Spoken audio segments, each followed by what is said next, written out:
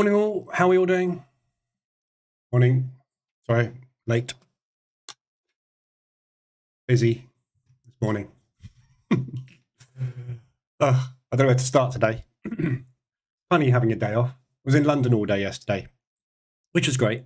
Went to see the home of the market makers, which was fantastic. All the big bank buildings at Canary Wharf. Got totally sunburnt. But didn't get back until late last night. So woke up late this morning and haven't looked at the charts or anything. So panic. Anyway, how are we all doing? Everybody do lots of money making yesterday? Saw the markets moved. Well, I assume the markets moved because I've got a load of positions on. So we've obviously had some movement because we've got some RSI extensions finally. So we obviously got some movement off of CPI yesterday. So we'll have a look through everything today and see where everything went and where we are, because I haven't got a clue. Morning, Danny. Morning, Peter. Andrew, Harold, Andres, Martin, Steve, David, Marco, Great Evil. How are we all doing? So let's start with news. Obviously, we had the CPI come out yesterday. The year-on-year was down on expectation, which isn't which isn't that dramatic because the year-on-year is obviously a long-term reading. It's the monthly figures which are a little bit more important than the quarterly figures, because that is what is actually happening right now, and right now is what affects interest rates. So the CPI coming down is obviously not good for the currency. Unemployment claims went up as well, which is obviously also not good for the currency for the US. So negatives there, but as forecast on the month-on-month. So we look at the, if I can find the right platform, things like the pound US dollar. Obviously, we had a big push down on pound US dollar, which means obviously a positive move on the US. So the US had a pretty positive reaction to it, but not substantial, I wouldn't say. Looks like there's an ADR there, isn't there? Was there an ADR yesterday? 87, yeah. So we had an ADR, but that was off the news spike. So all in all, it doesn't really seem to have done a lot yesterday. A lot of movement, but not necessarily a lot of direction. So, yeah, nothing particularly exciting happened there. It's a bank holiday in Japan today. We've had the GDP this morning for the pound, which came out as positive.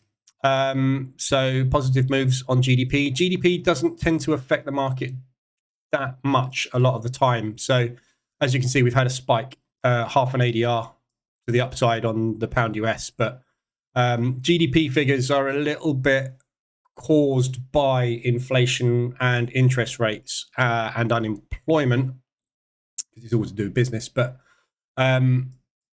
we don't find we get a massive move off of GDP. So we'll see what happens this morning, but certainly obviously it's positive figures for the pound. So the pound's obviously having or attempting a little bit of a rally this morning. So main news we got today is PPI this afternoon at 1:30, which is an hour ahead of the New York Open. And then we've got University of Michigan half an hour after the New York Open. So we've got a couple of news events this afternoon for the US again, and that's it for the week. Overnight stuff. Just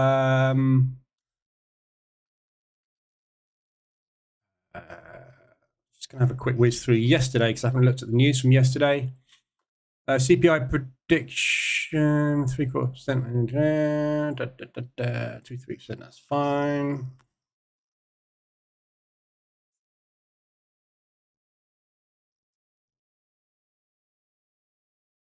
Fed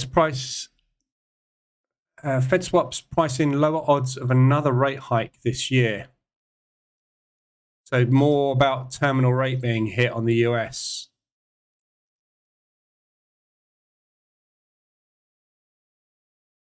What happened to oil yesterday? Came down. So we've hit that level on oil and we've had a little reaction. So is this a push or is it a failure? We'll find out today.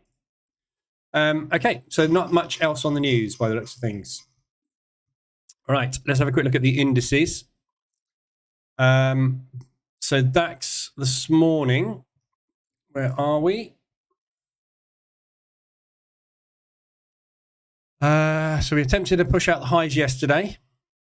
No gap fill to do today. So looking for longs today. Gap fill play. So we went into balance for 3 days. Price discovery failed.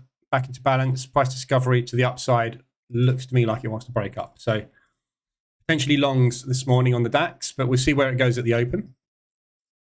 But there's your target, which is unlikely to get hit today. It's 175 ADR. Obviously, it could do 175, but it's big ask in it, 175. So we'll see if we can crack that one. So let's go over to the other terminal.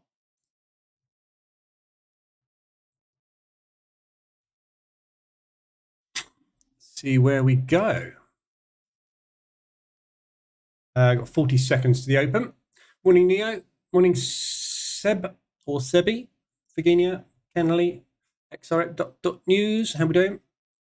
Tell me why you hate gold or don't trade gold. Because I lose money on it. Simple as that. I don't make money on gold, so I don't trade it. There's a video on YouTube about it. It's on the website as well. Might be.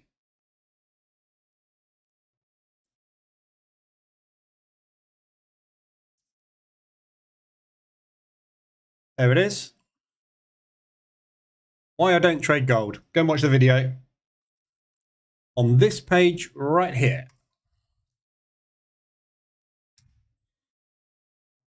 Okay, that sounds like the market's open. Oh, wrong terminal. Wrong terminal again. Got too many terminals. Okay, so trading. So the 15-minute pre-market is there. This version of the EA that I'm using to trade at the moment is taking the 20-minute range because that 15-minute range is a little bit tight. But if you're trading the 5 or the 15, well, I mean, if you're trading the 5 today, you're pretty much committing suicide because there isn't one. So you wouldn't be trading anything less than the 15 today, realistically. So shorts at the moment. Downside risks today are yesterday's low, which is 2R to the downside on that range, which is also where we closed on Wednesday. Sorry. That's yesterday, isn't it? Yeah. That's yesterday. Wednesday, where we closed on Tuesday. Get your days right. It's throwing me out only doing 3 live rooms a week. I'm getting confused. So there's those lows there, and obviously we've got the lows down there, which is the lows of the week to the downside. But doesn't look like there's any volume this morning. We're not going anywhere at the minute. Totally flat.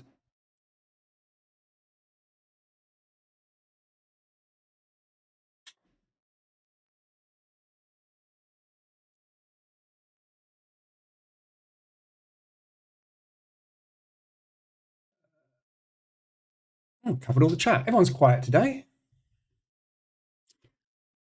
This isn't going anywhere, is it? So no breakout today. Just wanted to quickly as well cover yesterday's ORBs. Superb profit yesterday. I can't remember what it was. I put it in the Telegram group. Oh, the hell. What's that? 3734 1706. So what's that? 6 7 8 4 8 8 8 9. Just over 10k yesterday on the ORBs. Absolutely smashed it. This is the new well, it's not. I shouldn't really call it the ORB. It is trading the opening range breakout. So it is kind of like the opening range breakout. But it's trading it very, very differently to the original ORB. Yeah, another 10k. Did 8k a few days ago. Loads of money.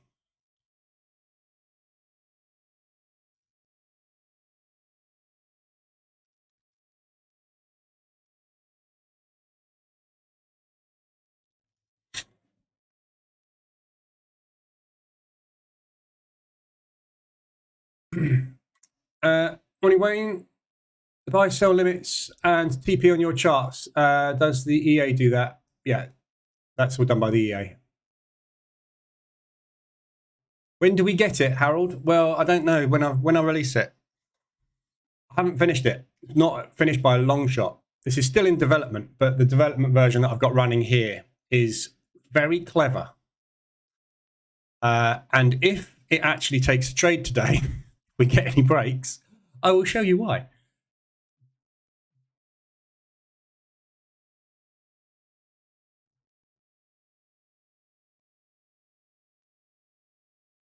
This isn't going anywhere, is it?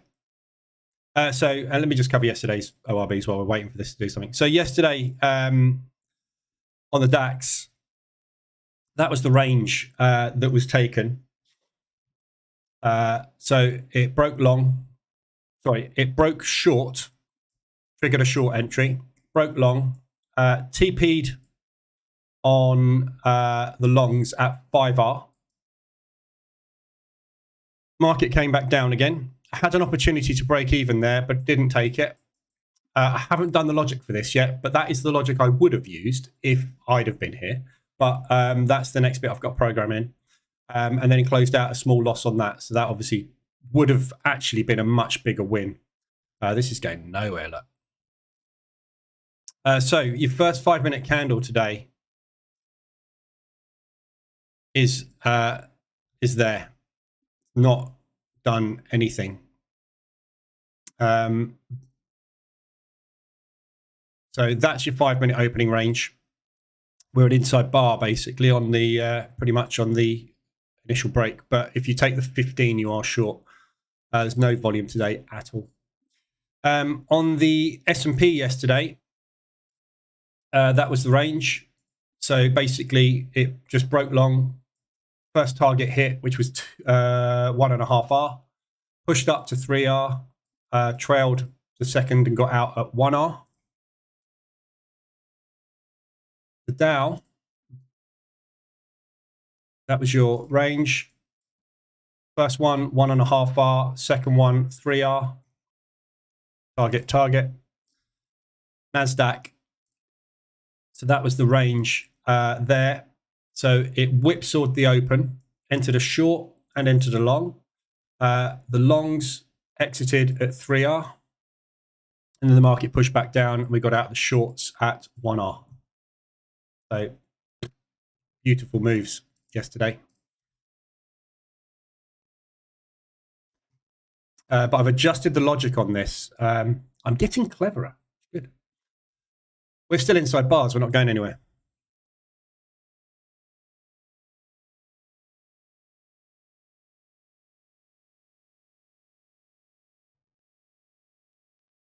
Wow.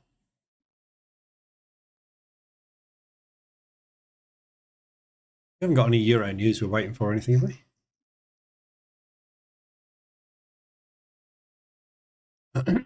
Italian trade balance. We're not going to wait for that, are we? Weird. Okay. There's just no volume today at all. So we'll wait and see what happens with that. I'll come back to that in a minute. Why did you say 15-minute and not 5-minute this morning? It's too tight. 5-minute range this morning on the DAX is there, look. 5-minute pre-market, yeah? What is tiny?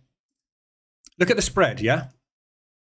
Spread is 2 pips, roughly. The actual candle there is only 7. So if this, you know, you can see where it opened here, you would get triggered whipsawed on that so easily. It's far too tight. So if the 5-minute pre-market is way too tight, look at the 15-minute pre-market. If the 15-minute pre-market is a bit tight, just go back to a wider range, basically. It's too tight to trade because you're just going to get whipsawed. It looks like we're going long, which is my preferred route this morning because we've got the gap fill to do. So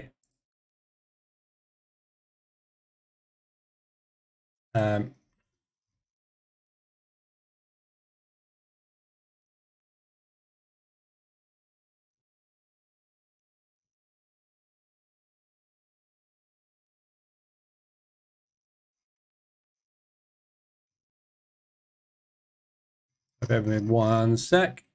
Oh no.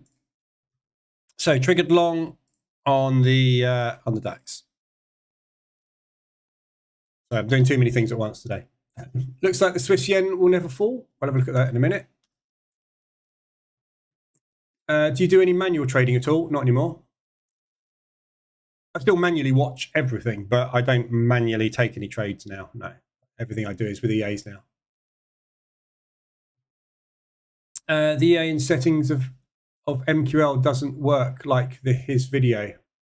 The EA and settings of MQL doesn't work like the video. What do you mean by that, Su Yong? What broker has DAX 40 cash? Robo Forex. Pretty much all of them. They're all cash. You can't trade futures on CFDs and brokers, so they're all cash. Morning, Gordy. Right, let's have a look at FX because this thing is dead as a duck this morning. So ADRs, we've got no ADRs today. I can tell there were some ADRs yesterday because we've got some weekly range hits. So it is Friday today, meaning obviously these weekly ranges obviously are the extended beyond the normal weekly levels. So oil, we've had a nice big push down on oil yesterday. So that would have been a weekly from here up to there. So that reversed off that. So that one's already played out. Swiss yen. There's your weekly to the upside. So where are we? Thursday, Wednesday, Tuesday, Monday down there. So there's your weekly hit. So I'm in this already on an H1 M5 mean reversion entry from yesterday. So the EA took that trade for me yesterday as a short. Euro yen. Obviously, we had a lot of movement on the yen yesterday by the looks of things. So very weak yen. So again, same thing. Yeah, I'm in there short. That's an H1 M5 mean reversion entry.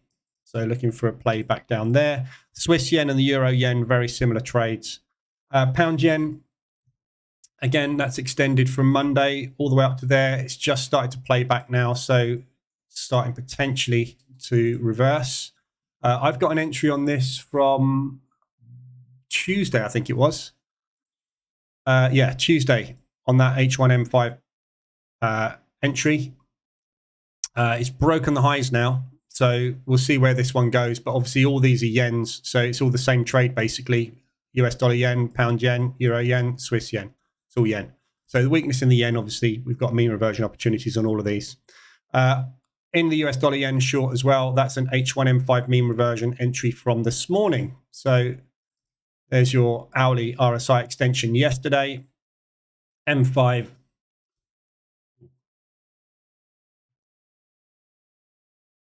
That was your reversal alert this morning. And there's my entry. And we have gone absolutely nowhere since I got in, as usual. So yeah, so those are all good mean reversion entries on the RSI, on the ADRs, sorry, AWRs, weekly ranges. Carlos, based on your experience, what's the best risk to put per pair if you trade 4 indices in the same prop account? Up to you. There's no right or wrong answer to that. How aggressive do you want to be and how quickly do you want to pass your evaluation? If you want to pass an evaluation in a day, put a 1% risk on.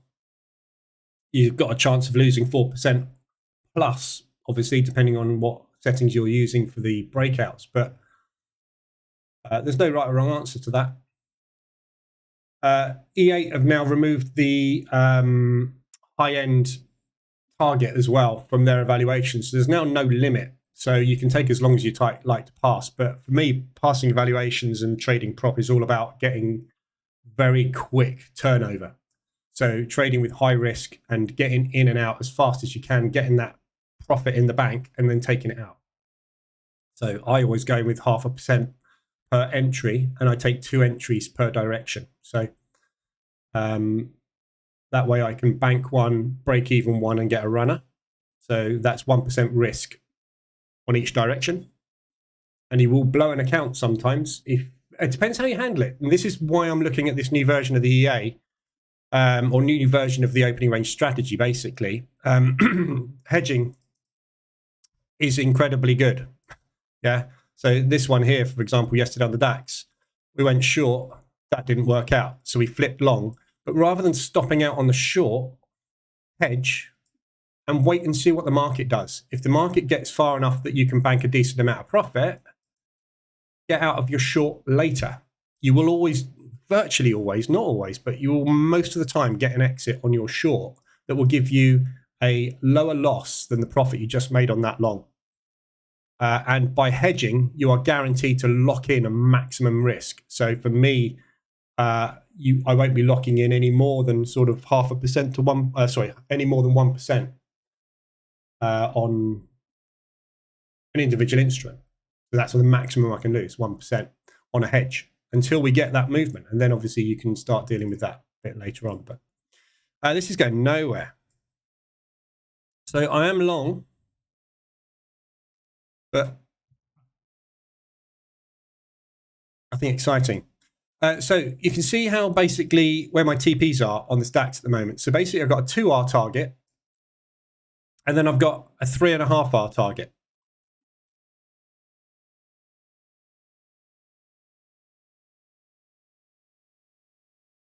Sorry, a 3R target, that is. It's obviously slipped up a little bit. So I'm using a 1.5.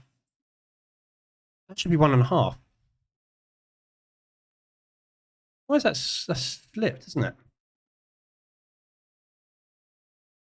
It's adjusted the targets, hasn't it? That's a bug. Okay, I need to fix that.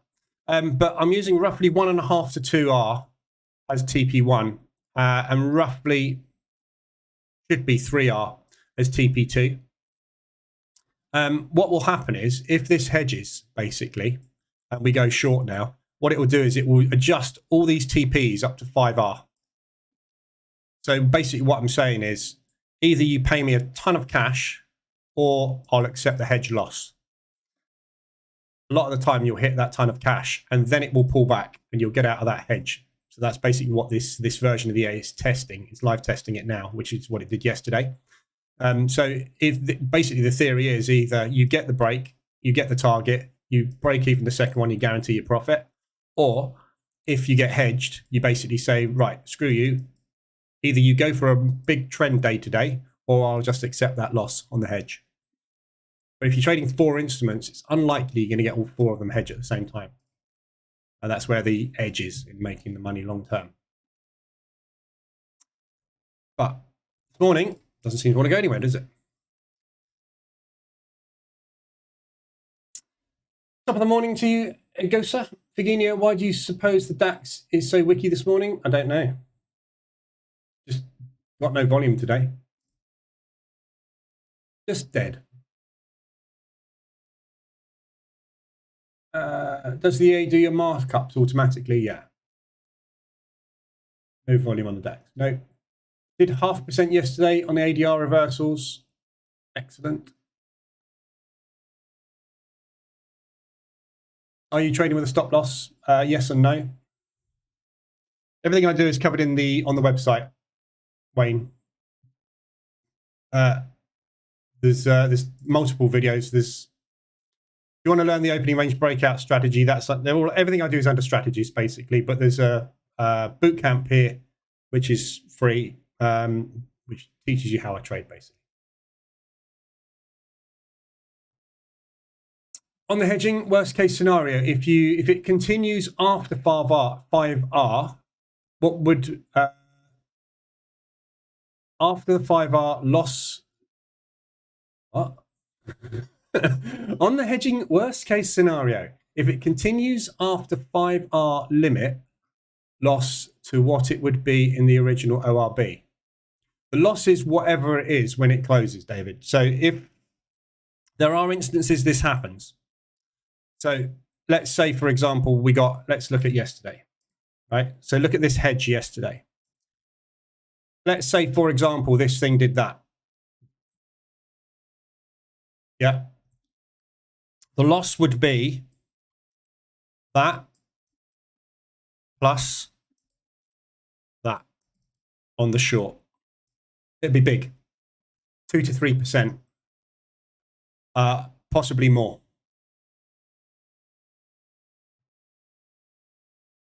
But the day you go and look at the market.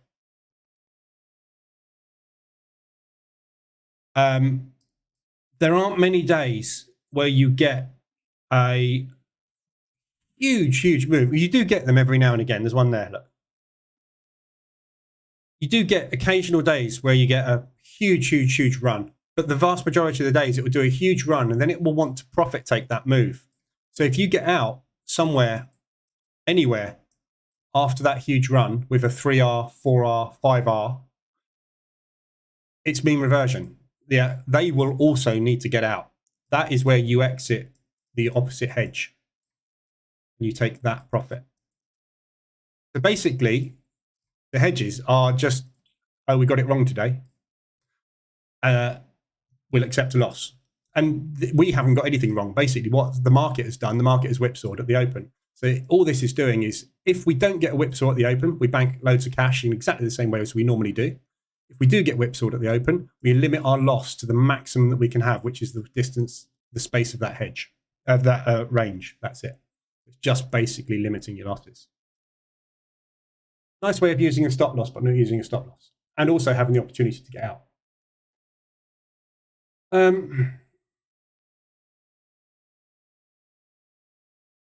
I can't even say your name, Mutha Christian, or whatever it is, but that makes absolutely no sense what you've just put up there. So, what you're on about. Is the DAX the same as Germany 30? Yes, it is. David, comma missing. On the hedging, worst case scenario, if it continues after 5R, comma. Lost to what it would be on the original ORB. I have to just explain that. Oh, you put the stop loss at 6R. You can be if you want. You can do if you want to. I haven't tested that. I've found it's better to hedge it, to let it just do what it wants to do. Yeah, this is a great example. Look, if this one had hedged, actually there is an example of it yesterday, isn't there? NASDAQ, look. Hedged, took a 3R, got out of that. But I could have got out of that, right? That distance there is my loss. Yeah, so when we hit that TP, I'm in drawdown on the total position by that much. So when this pulls back by that much, that is my break-even point. Anything below that on a pullback, anything below a 38 retracement, which is what you'll probably find, on a pullback, gets you out with a total net profit on the entire position. So it's, if you think about it, with normal market structure, a 38 retracement is a strong pullback in a trend. Any day you don't get a strong trend and a normal pullback to just 50% of the initial move, that is guaranteed profit if you get hedged. And these are the if you get hedged days, yeah? You're not going to get hedged every day of the week. You're going to get multiple days where you're not going to get hedged at all. And if you don't get hedged on all 4 trades in the day, just simple, easy money, really is. So the EA is just dealing with the hedges, dealing with the problems. Same as I do with position trading. Yeah, exactly the same thought process. If it breaks and goes, I'm not interested. Just bank the money, whatever you get, bank it. Not interested in it. If it's a problem, deal with it. That's exactly what that version of the EA is doing. It's just dealing with any problems by hedging them and dealing with them later. There's multiple ways to deal with it, and that's what I'm testing at the minute. Lots and lots of ways to deal with it. But I'm finding just let it go is the best way. Right, let's do these ADRs quickly while we're waiting for the DAX to decide what the hell it wants to do, because at the minute it hasn't got a clue. Aussie New Zealand extended. So there's an H1M5 mean reversion entry taken this morning on that one. So I am short Aussie New Zealand. That's extended on the, so the RSI, for anybody new in the room, this is the RSI dashboard. This side I've got set up at the moment on RSI 14. This side I've got set up on RSI 21 on the hourly. Just monitoring the RSI 14s at the moment with a view to possibly taking some of these trades if we don't get enough opportunities on here. However, I have got enough opportunities now on the hourlies on 21, so I'm hoping I won't need to revert to this. Looked like it earlier this week because we had nothing, but market picked up yesterday. So Aussie New Zealand, as you can see, is a 75 extension. RSI extended at resistance.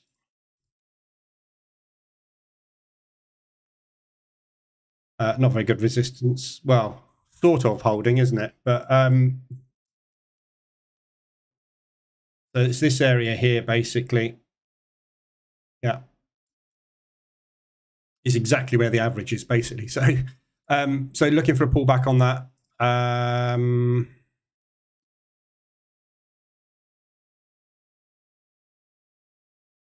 Might just go for an ADR on that. As soon as there's no propulsion gaps to the downside to target, that's the only propulsion gap target we've got. I'm going to target that high with a view for them coming down and retesting this propulsion gap. So it's not a very big profit. It's only going to be 0.25% or something. But so short on that one. Targets to the upside, obviously, is last month's high. We've got this peak here as well, potentially, which is that propulsion gap, 175 ADR. So second entry somewhere around there, and then pull back into there if this continues to go today. No news on the Aussie or New Zealand today. Euro yen. So these ones we're going to look at with the euro yen and the US dollar yen, they're the same as we looked at of the weeklies. So these are weekly range extensions off their weekly ranges. So entry on that one was yesterday, H1, M5 mean reversion entry there. And obviously the news pushed it back up again. CPI pushed or weakened, CPI weakened the yen. It's your bank holiday in Japan today. So this thing, in theory, could have a big day, but it is Friday. So we'll see. But looking for pushback down into this area here. This previous propulsion gap is not something I really am that interested in. Although it is kind of an accumulation break. This is the news. This was the monetary policy report for the Japanese yen. This was the market, the Japanese rallying the yen ahead of the news, and then the market not really interested in the news that they got and returning back basically to the source of the move. So this range is or was intact until yesterday. So brings me on to the US dollar yen. Target upside on the US dollar yen is 145, virtually where we are right now. So this is where the Japanese threatened intervention. The market reacted. This is where we are again. So I didn't actually scan for news on the yen overnight from the Bank of Japan.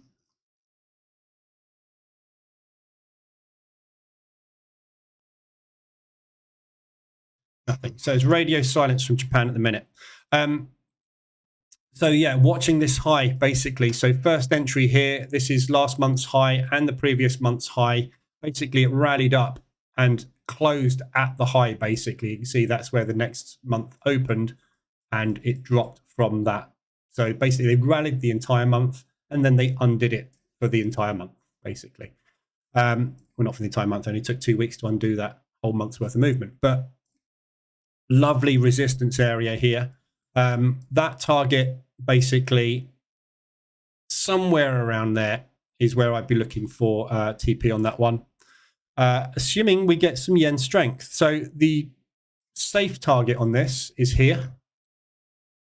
So that high we peaked, that's what we broke basically, and then rallied out on the news. So that is a safe target. It's only a quick scalp, that one. So we're looking at somewhere in the region of 78 pips to the downside. That's half an ADR. So if you want a quick scalp play, that's your short. That's my target, 125 ADR down there. So we'll see if we can get down back into retesting this propulsion gap on the US dollar yen. See where we go. But the only other one we've got is the pound New Zealand. Which is extended to the upside. So not quite above the 75. It is up at the 70 level. So pound New Zealand at the moment, obviously we've just done accumulation at the highs. and then we've broken out into a 3-day accumulation, pushing up. So pound is bullish. We know the pound's bullish. We've been expecting it to be bullish. It hasn't been as bullish as we were expecting it to be, but we were expecting it to move to the upside. So it is looking like it's starting a move across the board, really. The only thing that it's not moving against, obviously, is the US dollar, because that's the one that I'm in. So I had another exit on this yesterday. I moved my TPs. So I still wouldn't have hit them yesterday. So this has kind of been my standing joke for the last week. I had an exit on this position here, there, and then I didn't take it. And then I had another chance the next day. And then I had another chance that day. And then I said, I'm not going to take it. I'm going to let it go because I think this is the third knock on the door and I think we'll probably break it. Did it again yesterday. So we are literally just holding this range. I moved my targets down yesterday to here, 175 ADR, because I thought while I'm away in London, if we get a nice move off of the news and we can pop a 175 in, I'll get out the whole thing there. So I'm bringing my target down. We spiked up to 150 ADR and pulled away. Didn't make it up. So they missed me by a quarter of an ADR. So I've put all my targets back. So I still think this is a long. That US dollar CPI figure was negative yesterday. Unemployment figure was negative yesterday. It's had a positive news. This is not real. This is not a real US dollar move. So I think we're safe to come up to there, really. It's just a matter of time. The thing just can't get any traction. But pound New Zealand extended to the downside was... Hey? Oh, that's pound US dollar, sorry. Yeah. So yeah, pound US dollar extended to the upside. Pound New Zealand extended to the upside rather. So there's a mean reversion opportunity on that. But if you're going to take it, don't get greedy. Watch that high. Watch those highs there. This propulsion gap, really, I'd just look at a bounce out. So that's it on your ADRs. RSIs. I had a late night. I was out in London all day yesterday. So I can't talk today. Just accept it. Not working. So those are your RSIs. Those are your ADRs today. There are none, but watch the ADRs today because we've got lots of news this afternoon. So we'll see how that gets on later. Let's have a quick look at the DAX and see what the DAX is up to.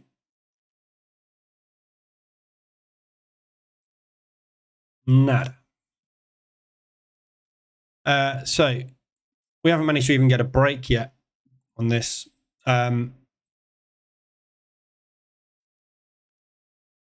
It's not going anywhere, is it? I need to change that to no pending orders.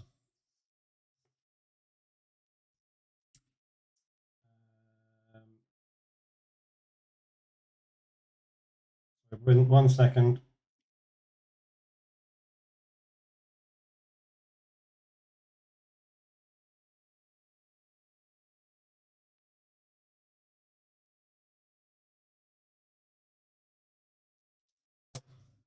So this is a slight, not a bug really as such. It's just the scenario that's come up today is a scenario that doesn't happen very often.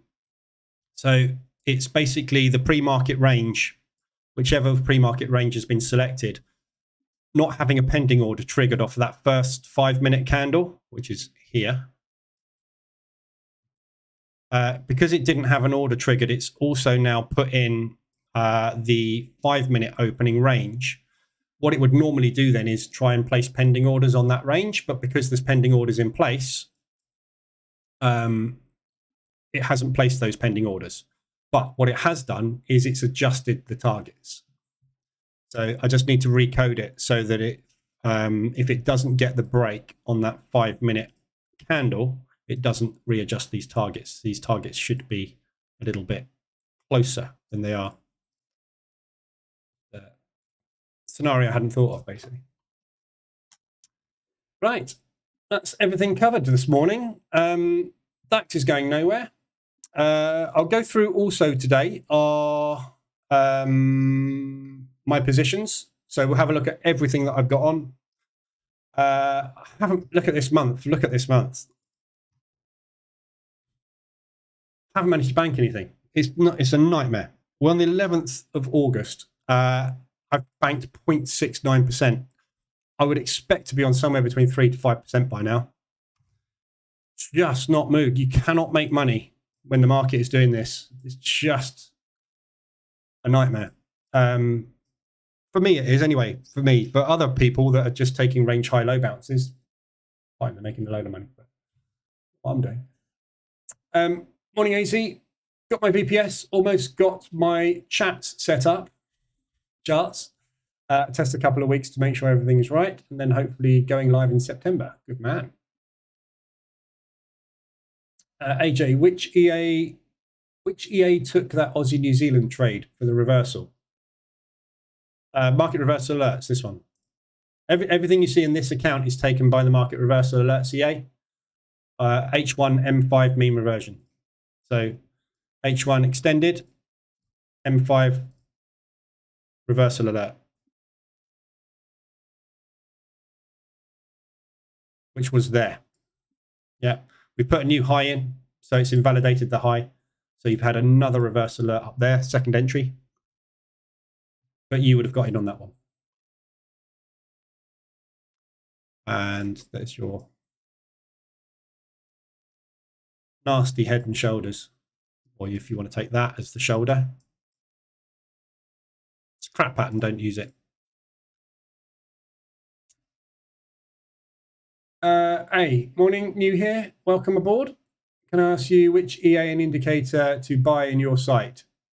Up to you. What I would do before you buy anything is watch download this. Download the position trading handbook first, right? This is a PDF which gives you basically all the important stuff to watch, read, and in what order to do it. Yeah. So this is to do with position trading. The main strategy that I trade is position trading. Well, it's not the main strategy anymore. It's kind of one of the main strategies, but position trading, yeah. That is all to do with all of my indicators and the market reversal alerts EA, yeah. The opening range breakout EA is a completely separate strategy to do with the stock market opens, and you trade it on the NASDAQ, the DOW, the S&P, and the DAX. So watch that video, and then if you are interested in that, this will trade opening range breakouts for you. But all of the stuff that you do with all of the EAs, you should also ideally watch it. Yeah. So the EAs will take the trades for you, but you're still in charge of your account, your money. So always watch what's going on with everything. Don't just blindly stick EAs on your chart and expect to make a fortune. It doesn't work like that. But watch all the content first. The position trading bootcamp, which is here, this will take you a good 12 hours or so to go through this. Some of these videos are like 2-3 hours long. That one's 3 hours long.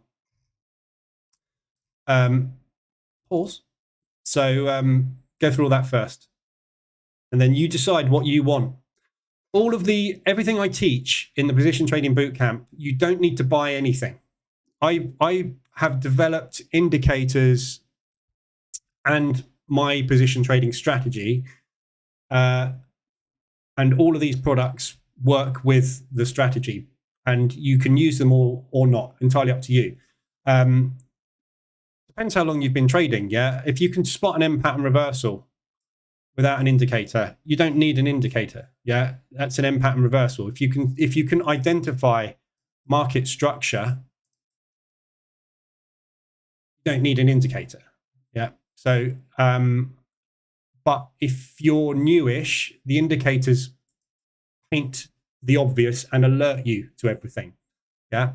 You can also trade the position trading methodology with any mean reversion strategy. So I give you in the bootcamp, I give you 4 or 5 strategies, which are what I think are good to trade with them. I trade H1 M5 mean reversion personally, and H4 M15 or H4 M5 mean reversion, either or, they're both pretty much the bread and butter. But if you want to use mean reversion with a MACD, Bollinger Bands, or any indicator that signals an extended market condition, you can do. And obviously then use whatever indicators you want. Yeah.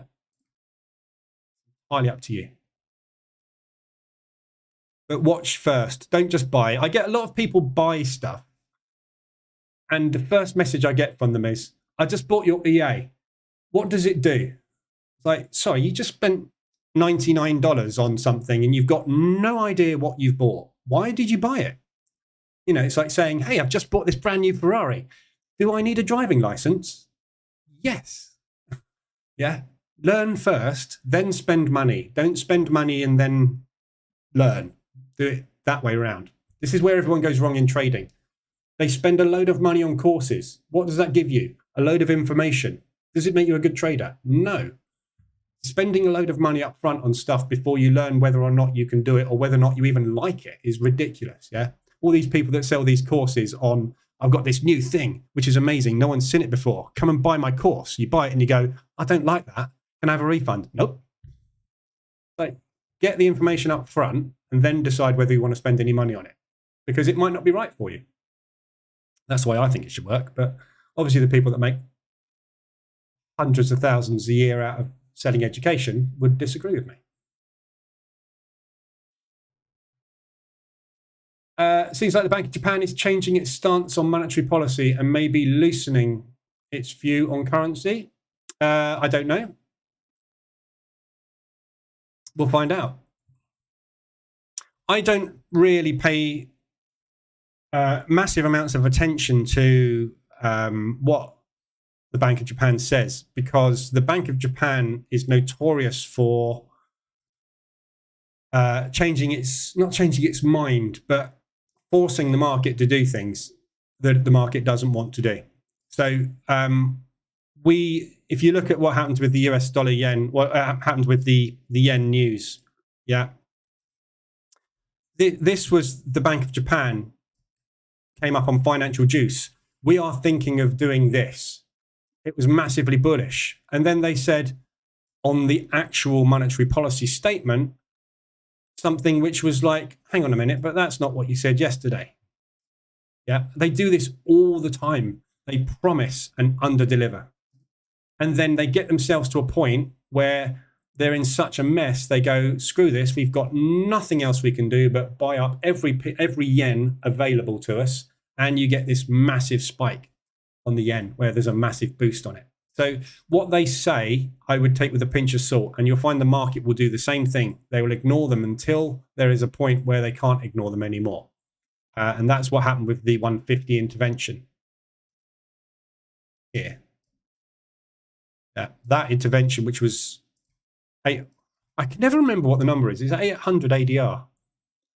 650, 150, 3, no, it's 400, wasn't it? 400 ADR moved to the downside. So it was that one there, that one there, and that one there. Yeah, and there was a pre one as well. This is what the Bank of Japan does when it gets into trouble. It panics and buys all the ends. This is what the Bank of Japan said there.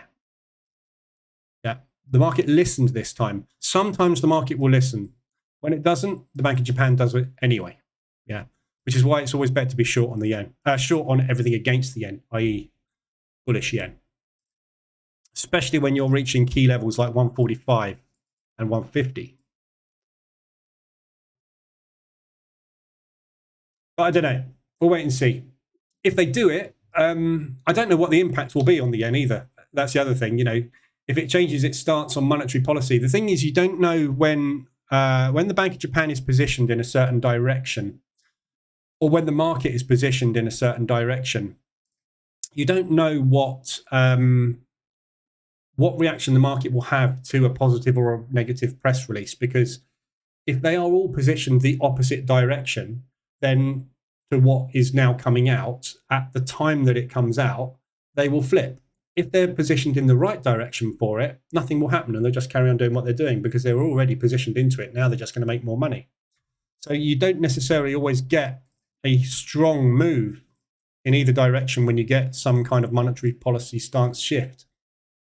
You just got to wait and see what the market does.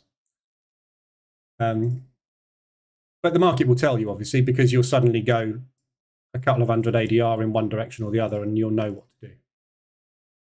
Morning, Jerry. Morning, Marco. You're in New Zealand. Can have a look at that. I am going to go through these in a minute. I'm in Euro New Zealand. We'll do that in a second. August is always a challenging month. You say that. I thought that as well. I did 15% last August. Certainly not doing it this year, am I? Morning, Francisco. I use MT4. Paolo. Got to admit the bootcamp was brilliant. Changed my trading completely. Cool. What's your opinion on trading the 5-minute, 1-hour mean reversion more aggressive on all pairs except yen and Swiss? I don't know. You'll just not make money on the yen and Swiss, will you? Think about what you just said, Johannes. What's my opinion on trading the H1M5 mean reversion on more aggressive on all pairs except the yen and the Swiss because they are very volatile? What do you need as a trader to make money? The one thing you cannot make money without in the market: volatility. Because what does volatility do? Make the market move up and down. So if you've got something like the Swiss and the yen, which are very volatile, why would you not trade them? That's how you make money. What you don't want is things that squeeze forever. That's more fundamentals. Volatility is a good thing. But yeah, if you want to remove them from your portfolio, basically, Johannes, the best thing to do is get your last month, 3 month, 6 month, year, however long trading activity you've got as a position trader together, analyze it. Have you made money on the Swiss and the yen? If the answer is no, remove them. If the answer is yes, leave them there. If there's something that you're not good at or something that the market isn't good at with position trading, remove it. That's what I did with gold. I removed gold because it didn't work for position trading. So get rid. But I've not had a problem with the Swiss or the yen. I say now I'm massively exposed on the yen. We'll see. Wayne, had to step out for 5 minutes. I think I missed your answer to my trading without a stop loss question. Looks like you don't have a stop loss on the ORB EA. No. I do. Normal ORB, yes. This version, no. This is a testing version. It's a development version of a new variation of the strategy that I'm testing.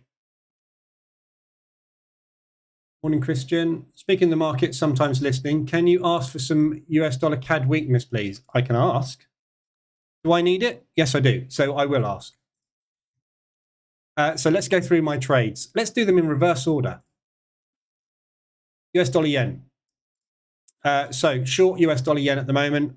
Only one entry. First entry taken this morning. H1M5 mean reversion. So shorting. Looking for a push down at 125 into that propulsion gap. We have bigger targets to the downside. This is going to be a tricky one because if we get sustained weakness in the yen, obviously these are all going to push for a little bit. However, we are not going to go, when we get above 145, the Japanese are going to start moaning again. When we get up to 150, they're going to really start moaning again if we get to 150 without a pullback of any kind, which is probably unlikely. So looking for just a pullback, basically, on the current leg to get out. So just waiting on that. I don't think there's a problem longing the yen at the minute. So yeah, short on that one. US dollars just had negative CPI, no problem. That's not good for the US dollar. It's just had the unemployment claims go up, which means the unemployment rate will likely go up, which is not good for the US dollar. And they've just said that potentially they're not going to increase the interest rates anymore. Not good for the US dollar. So I don't really have a problem with shorting that at all. It's just that we've got no yen strength at the minute. Although today it's just tried to break the lows and it seems to be doing a pretty good job of it. So short that one. US dollar CAD, 2 positions on this at the minute. Again, a lot of this is all the same stuff. It's sideways movement. So first entry there, H1M5 mean reversion short, looking for target down into that propulsion gap. Market went sideways for 3 days, then rallied. Second position taken on that ADR hit there. So average is now here. So targets moved from that propulsion gap up into that propulsion gap. Just missed it yesterday, look. Gutted. If I'd have been here yesterday, I might well have taken that off on that. Look, bounced straight off the top of that propulsion gap, look. I might well have taken that off, but missed it. So looking for a retest of this propulsion gap, basically. And again, US dollar. We've got news this afternoon, so we may well get that news coming through this afternoon. But 2 entries on that, short. Pound US, we know about this one. Been in this for forever, basically. Just looking for that pullback long. And we've had bits and pieces. I took a buy off there, which is exactly what I should have done with this one here multiple times. I could have traded this 1, 2, 3, 4 times this week and made probably 2% out of it. It's just gone nowhere. So yeah, stuck at the moment on this pullback. So only got 3 positions on it as well. These are a bit far apart, admittedly. So my average is 125 ADR, which is why it's proving a little bit more tricky to get out of. But US dollar just had negative news. The pound should have no problems. Bailey still hasn't said an awful lot about interest rates, but we should still be bullish. We have got another 0.75%, 0.5%, something like that on the cards. So waiting basically for that one to move, as I'm waiting for virtually everything at the minute. Pound yen, new entry. So got into that one. No, it's not a new entry, sorry. That was the one that I got into on Tuesday. As we pushed up, we got the RSI extension there. We've just got the RSI extension again. So you've got divergence on the RSI there. Yeah, so it's bearish divergence. Putting in potentially the signs of an M pattern reversal. The problem we've got now is we've just broken this weekly high. So if this is going to act as support, we might find that we just get stuck a little bit into a range up here. But again, TP is down there. I won't hold it until that. Well, I don't know. Why have I not got a second position on that? 3. Reversal, that was wrong yesterday, wasn't it?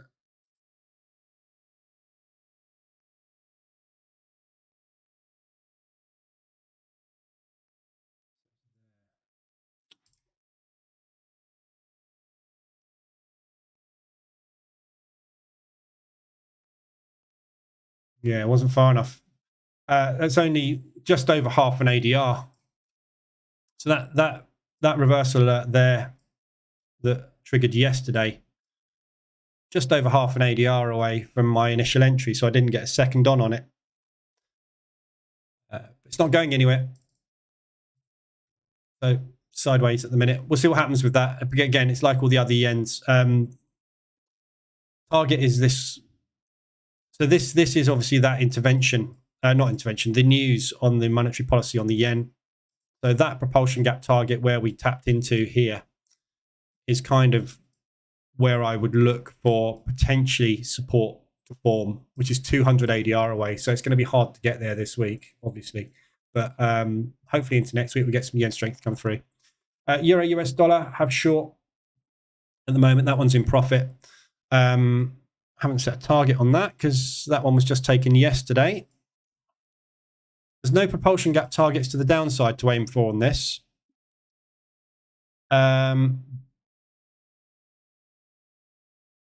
74 is an ADR. So just going to go for these lows here out of that accumulation. In fact, I might just put it up a little. So just get out somewhere down here. We're in a very nice range at the moment. So that is either the range low or that is the range low forming here. So I'm going to go with the closest.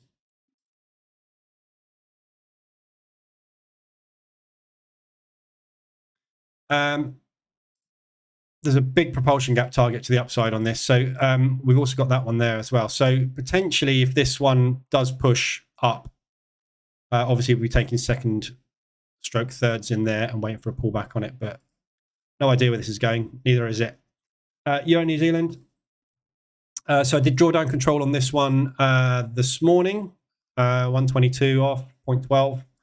So that was the first entry there. I've got 3 on this now. So first entry was on the H1 RSI extension at the top of that propulsion gap. So we got that high there of the month as well. So we went, since that position was taken, we went sideways for 4 days, broke out, failed, got a second position on that day, sideways for 2 days, and then rallied off the news. So third position taken on that one yesterday. So average is nice and close. It's within an ADR. So targets on this one.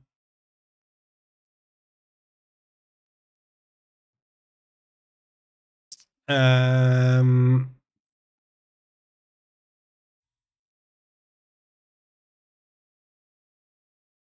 mean, an easy target is going to be there. I mean, that is the obvious place to get out. I doubt I'll hold it all the way down to there. You never know. You might get a news event. Russia might chuck a missile into Poland or something, and obviously the euro will collapse. So you never know what's going to happen. So that's my ultimate target on that, which is back into this support. Got massive accumulation anywhere in there could become resistive, supportive like that there. Anywhere really in here could also happen. So we've got this propulsion gap here, which was this tiny little accumulation move there. That is probably where I will take this off, which is that high there. But we'll see what happens when we get, if we get there. So that's Euro New Zealand. So 3 on that one at the minute. It's not in any danger. It's just in 0.5% of drawdown. So Euro Yen short, first entry on that one yesterday. Target again, same as all the other yens, back down top of that propulsion gap, somewhere in here. Euro CAD, first entry on that one was back here. We haven't gone anywhere. Got in there, H1 M5 mean reversion, looking for a propulsion gap, retest back down to the beginning of that move. We tested the propulsion gap, bounced, came back, kind of tested that low and bounced. Look at the highs. We're not really making an awful lot of progress. It's very gradually starting to grind up. And basically because the US dollar dropped, or rather the news was weak, the Canadian dollar's weakened a little, but it's not majorly strong at all. So looking for a push down on this still, back down into there. We'll take a second position up here. So 95 is ADR on this. That's 77. So anywhere above yesterday's high, the EA will get me in on any reversal up in that area. So if we can push up into there today, that'd be good. Then I can get a second position on, bring this back up, and then get out on a push back down somewhere into these lows. That means I'm above that propulsion gap for my target then. But not going anywhere. Same as everything else. Euro odd. Second entry on that one. Drawdown control done on that one this morning. Sorry, that was the drawdown control done this morning. Euro CAD. There was another one that was done yesterday. 0.3. So look at all I've done, literally shows you how much the market's moved. Yeah, all the positions I've had on so far this entire week, I've managed to bank nothing because nothing's moved far enough to get profit on the table, although I could have done, but I didn't. All I've done is 3 tiny single drawdown controls. So that shows you this entire week the market hasn't moved far enough for me to do anything but 3 drawdown controls. So my drawdown control triggers on 1.5 ADR. So in this 2-week period, this has moved 1.5 ADR. So 1.5 times its average daily range in 2 whole weeks. That's all this thing's managed to do. Just flat, absolutely flat and dead, the whole market. So Euro odd, 2 on at the minute, averages ADR. Again, just waiting for some movement. We'll add another on if it pushes out above these highs, and that'll bring the average up nicely, and then I can target that propulsion gap. At the moment, though, just targeting, I could get out there, actually. I'm going to leave it here. The only reason the target's here is because of that high. If we get back down to these range lows and we break it, which is ADR today and yesterday's low and the previous day's low, I'll see what happens when we get into here. Might decide to take it off in this propulsion gap because we may well get a bounce. So whether I take it off or not at this level will depend on whether or not we've got here in one day. Because if we get here in one day, that means we're extended 125 to 150 ADR on the normal daily movement. If we're extended beyond ADR, we're likely to get a bit of a spring back. If we get there and it's pushed down sideways for a day, pushed down sideways for a day, pushed down, I might not take it off because it's not extended. So there's every opportunity it can continue to go because it's not had that extension it needs to pull back from. So we'll see what happens when we get down there. Swiss yen, first entry on that one yesterday. Target, same as everything else. Down there, that's just over 150 ADR. So looking potentially, that low is kind of where I think if we're going to come back into this area of balance, by the time we get down to there, is probably going to find some support. So anywhere before that in one of those propulsion gaps is the obvious spot. Aussie dollar US, 2 buys on this one. First entry was taken 2 weeks ago on that H1 RSI extension. We got an embedded RSI, we dropped, and since then we've gone absolutely nowhere. This looks very much the same as the pound US dollar at the minute. So 2 positions on. I'm just looking to get out on this one below that potential support, which will turn into resistance. So that's where we spiked into. So again, 1, 2, 3, 4, 5, 6, 7, 8 days. As I say, you can't make money when the market ain't moving. So we sit there waiting. It's only 2 positions on that, just waiting for something to do with it. Third alert would be good down there. I don't think I'm going to get it though. It's 81 ADR. So if it pushes down below, so this is a previous monthly low. If it pushes down into that monthly low, we will probably get a reversal alert down there. And I'll take a third on that, which will bring the average down. And then I can get out easily at these range highs then, but going anywhere. Aussie dollar, New Zealand dollar, kind of looked at that one. First entry on that one, looking to target that high. There's no propulsion gap targets to the downside, so I'm using a previous resistance, which potentially will turn into support again. That's the easy target. And Aussie dollar yen, another yen pair, short, in profit.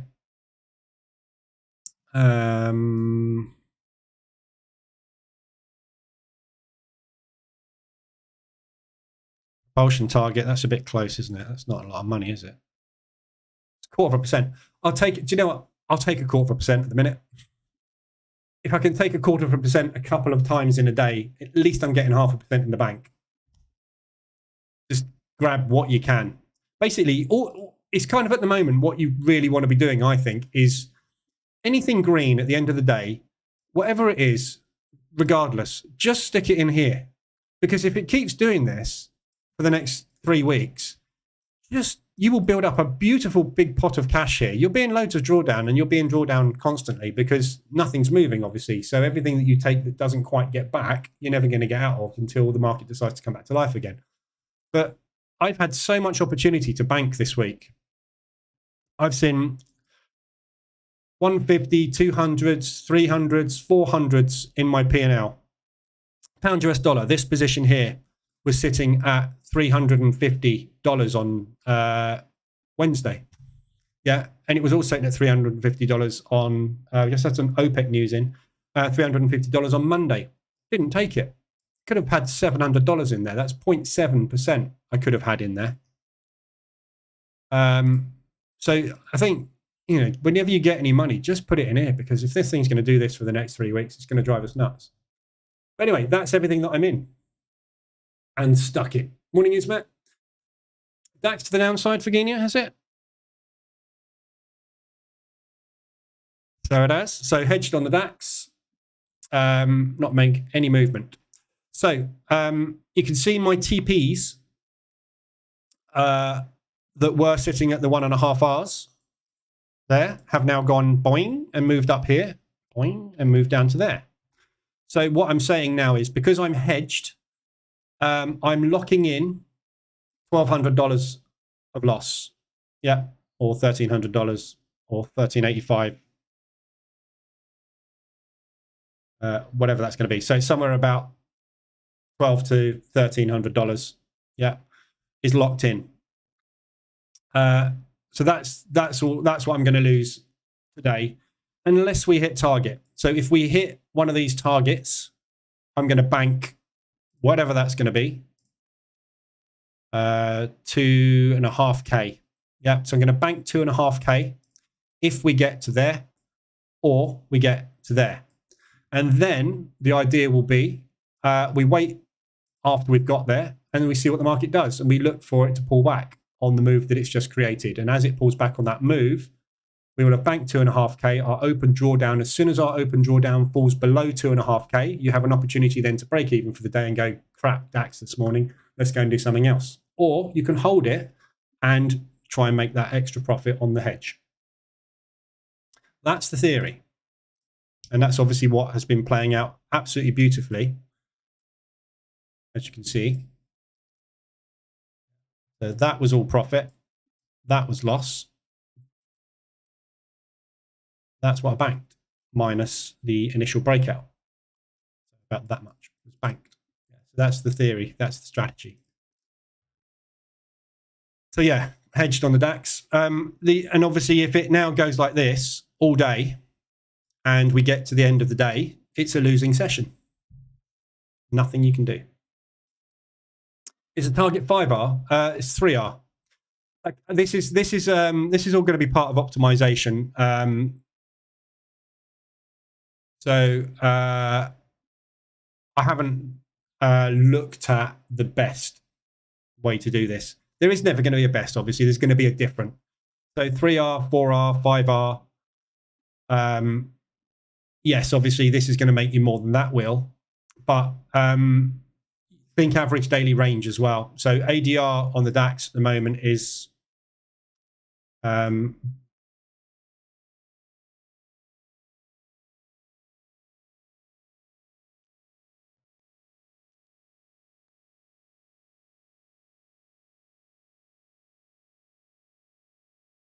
up there, look. Yeah.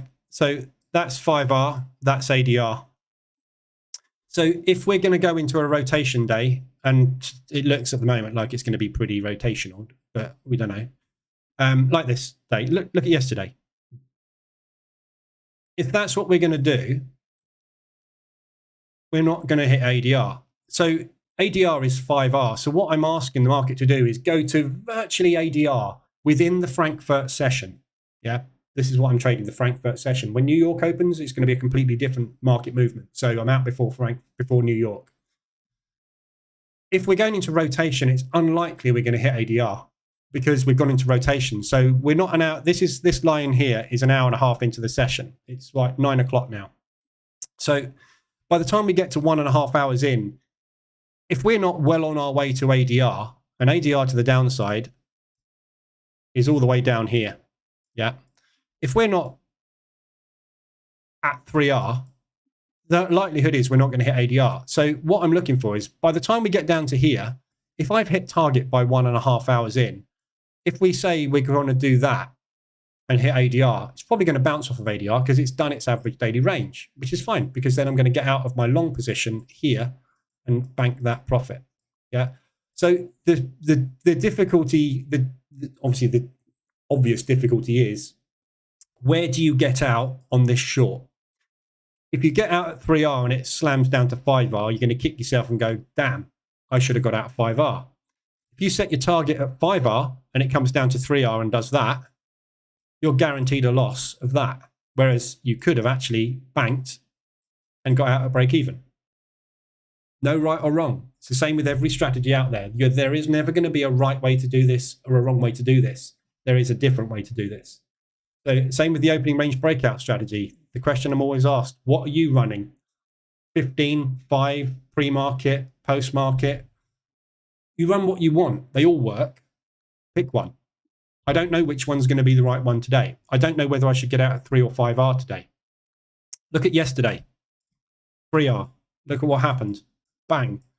That was as spot on as you can get. Literally 5 minutes after I got out of that position, or the EA got out of that position yesterday, it collapsed. That was right. Perfect. Spot on. I'm amazing. What if it had done that? I'd have been going, oh crap, look, I got out way too soon. What if it had come shy of that, come back down to here and done that? I'd have gone, oh damn, I should have used 2R. No one's got any clue, have they? No one knows where it's going. If we knew that, we'd do it. And then we would not, I wouldn't be here, would I? If I knew where this was going, I wouldn't be sitting here. I'd be sitting on a beach with a massive yacht on my own private beach, because obviously I know where it's going. So I'm making money in billions every day because I know exactly where the market's going. So I'd just be sitting on the beach with my yacht and making an absolute fortune, wouldn't I? I certainly wouldn't be in YouTube talking to you guys, sitting out of a box. It's a very nice box, but still a box. Gold. He's mentioned it. Shabir, you've mentioned the swear word.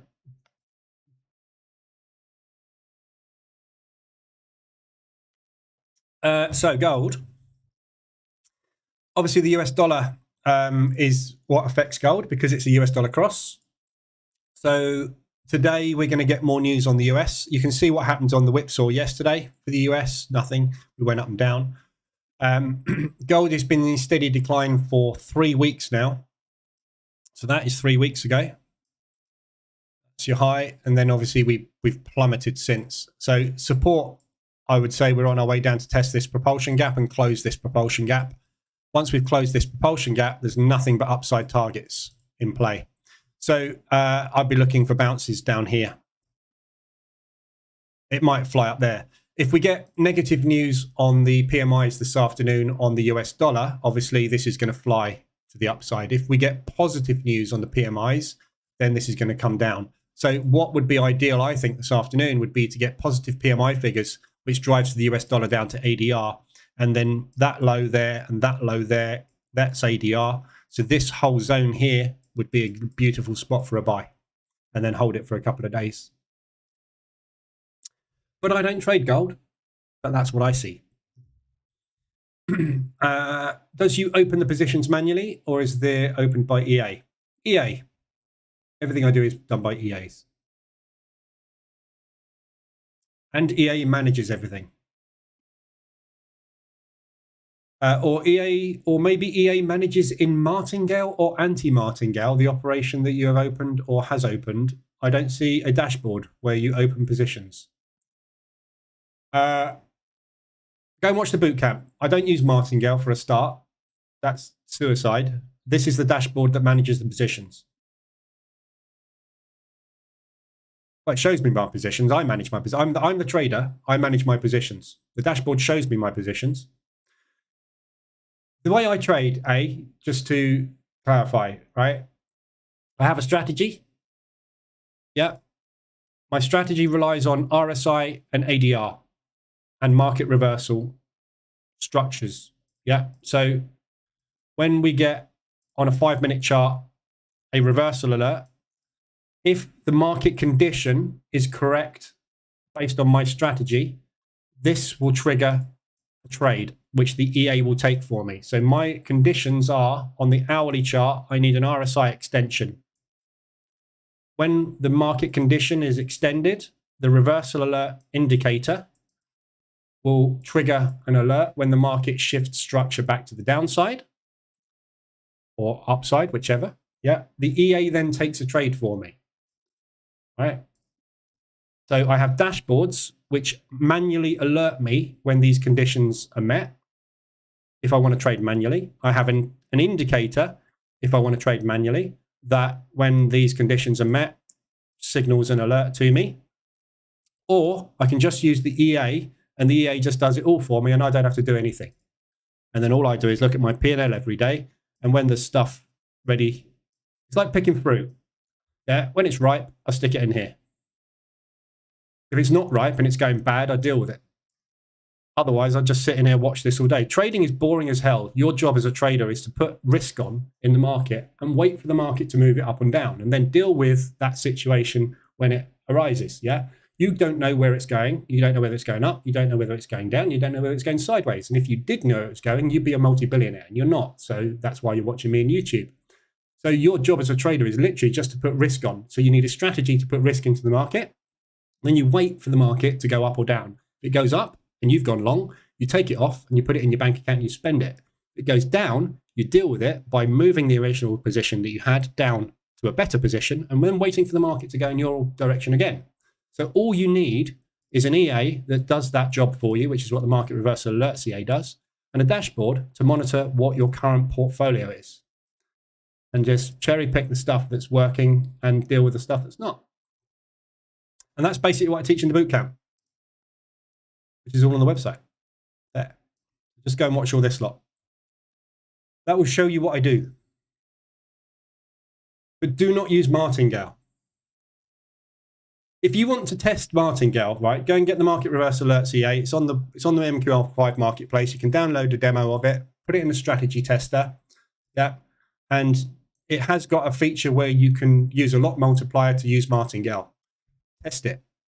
You'll know that you should never be doing it, because after you've tested every pair and every pair has blown your account, you will realize you can't use martingale. And I don't even know what anti-martingale is. Heard of it, but I don't actually know what it is, because I don't look into martingale, because it's just not worth doing. SPX 500, do you trade it? Yes. There's no point in looking at the S&P. It's Globex. S&P's not doing anything in Globex session. Trade the S&P this afternoon when the New York market opens, yeah? The Globex session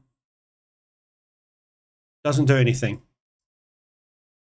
Yeah. Market opens. Yeah, Globex. Market open. Do not trade Globex. Globex will just kill you on the S&P. It's pointless. Not even worth looking at until this afternoon.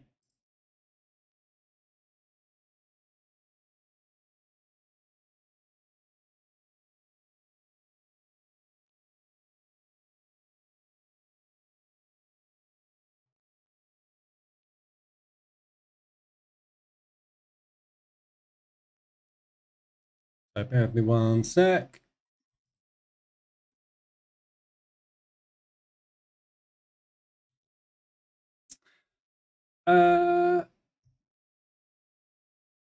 Is Robo Forex a good broker? Yeah. I think they are anyway. Well, I use them. So, is there such a thing as a good broker, though? Have to ask yourself that question. A good broker for order execution? Yes. A good broker for not stealing your money? No. All brokers do that.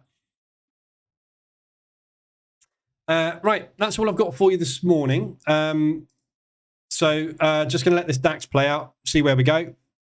So it's not really going very far at the moment. We are broken to the downside. So this morning's downside risks basically are exactly what I pointed out at the open, which is this level here, which is where we've bounced. So the initial limit orders have triggered. So we need to see whether these limit triggers have got enough power to drive. If not, then we're coming back down to these lows here. So 4R would be a good spot. In fact, I might manually adjust that. Actually, I'm going to leave it at 3.5. So that's where I would look potentially for a pullback today on the DAX.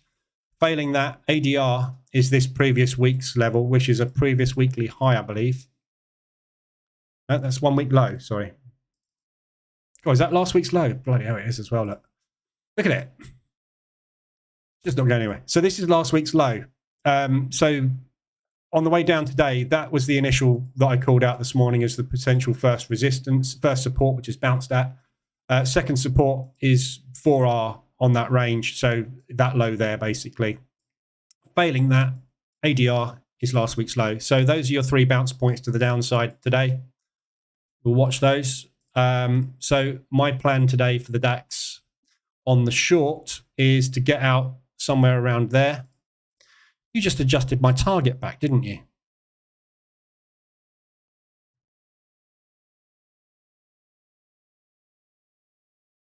You get.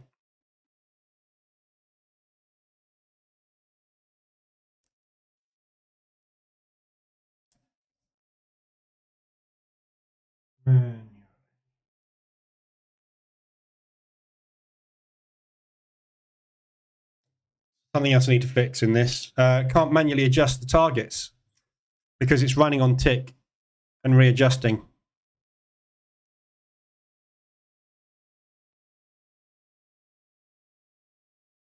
Need to fix that as well.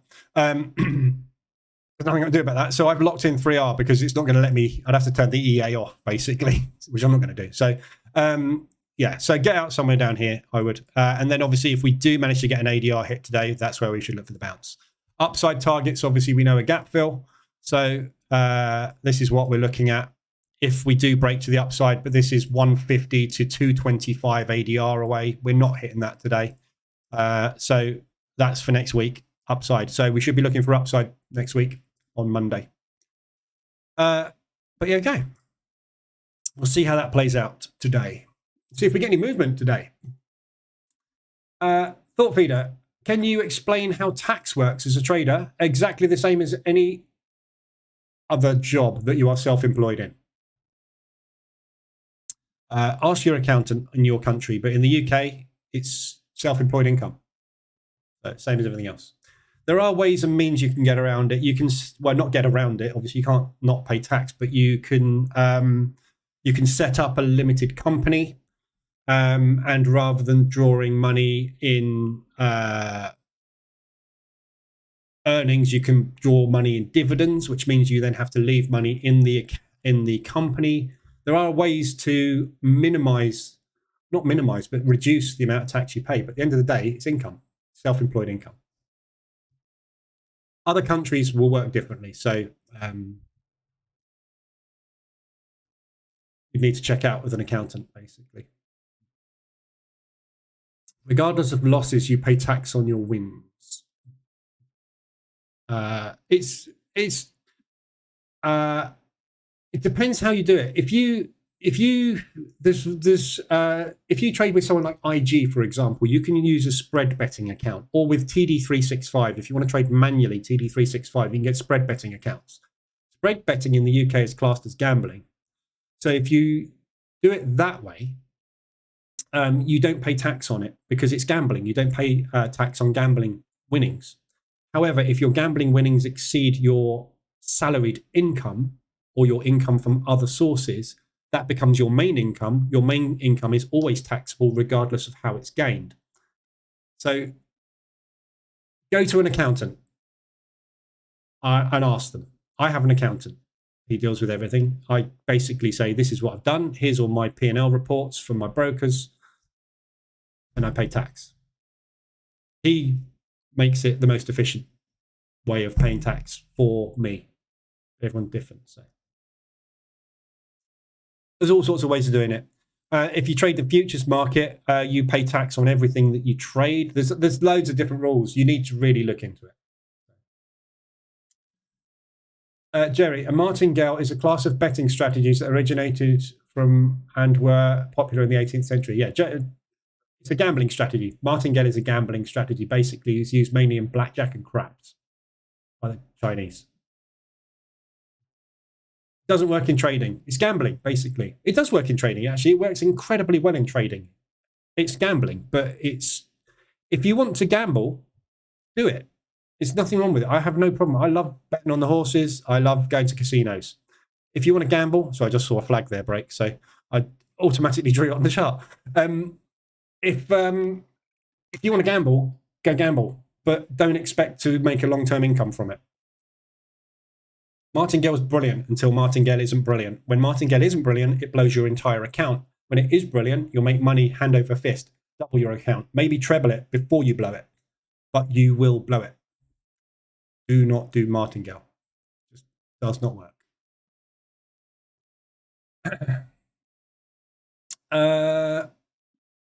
Are you tax on the gain annually or when you withdraw? Wayne, go to an accountant.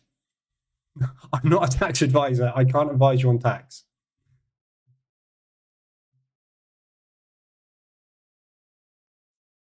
Everybody, go to an accountant if you want to know about that. Do you know what? I've been asked this question quite a few times, and my answer I will give you now is the same as before. Have you made a profit this year? No?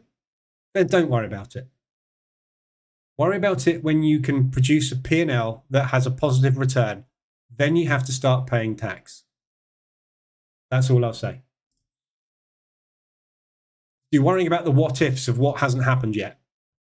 Subcontractor, right? For my Forex funds and E8, I am a subcontractor. When I withdraw prop funds into my bank account, that is subcontractor income, self-employed subcontractor income. That's what I pay tax on. Yeah. What you make. Morning, Guna. We'll replay after you finish. Okay. I'll be finished soon. You can replay soon. Did you see the person who won the 1.5 billion lottery yesterday gave 1 billion to taxes? Why? What? You don't pay tax on lottery winnings. Unless he had a massive back debt of taxes, but thought feeder, like I said, go to an accountant, but don't go to an accountant now because you're not making any money, are you? You know, when you sign up with a broker, right? The broker asks you for your national insurance number. Yeah. All income due through trading is reported by law by brokers to the Inland Revenue in the UK. You have to supply them with your national insurance number. Yeah. You can't hide any money that you make because it's all reported by your brokers. So you can effectively, accountants have all sorts of ways of structuring you and yourself to make it more tax efficient. But at the end of the day, it's income. You could become a different person and disappear off onto a magic island somewhere. And if they find you, they're brilliant. If they don't find you, fine. But there's only two things guaranteed in life: death and taxes. You got to pay them, and you got to pay him at some point. Very funny tax questions, I know. It's like something, you know, a lot of people are, I like to say, people have asked me this many times in the past, and it's like, why are you worrying about it? Are you making any money? It's like saying, I'm thinking of becoming a pilot and I'm going to earn 125,000. Will I need to pay tax on the income that I have as a pilot? Yes. Right. How much will it be? I don't know. Worry about it when you become a pilot. Because the pilots that pay tax on that sort of salary have been doing it a long time, and they're captains. Junior pilots don't earn enough money to actually pay much more than the 40% tax rate in the UK. So you don't need to worry about it for 5 or 10 years. For you to be taxed in the UK, you will need to apply for a trader status. Nope. FEC, that's incorrect. You are self-employed. You are not a professional trader. If you apply for a professional trader status, your life will change dramatically and you will suddenly get taxed on every single click you make. You do not do that. That is one thing you do not do. Ask your accountant. You do in the US?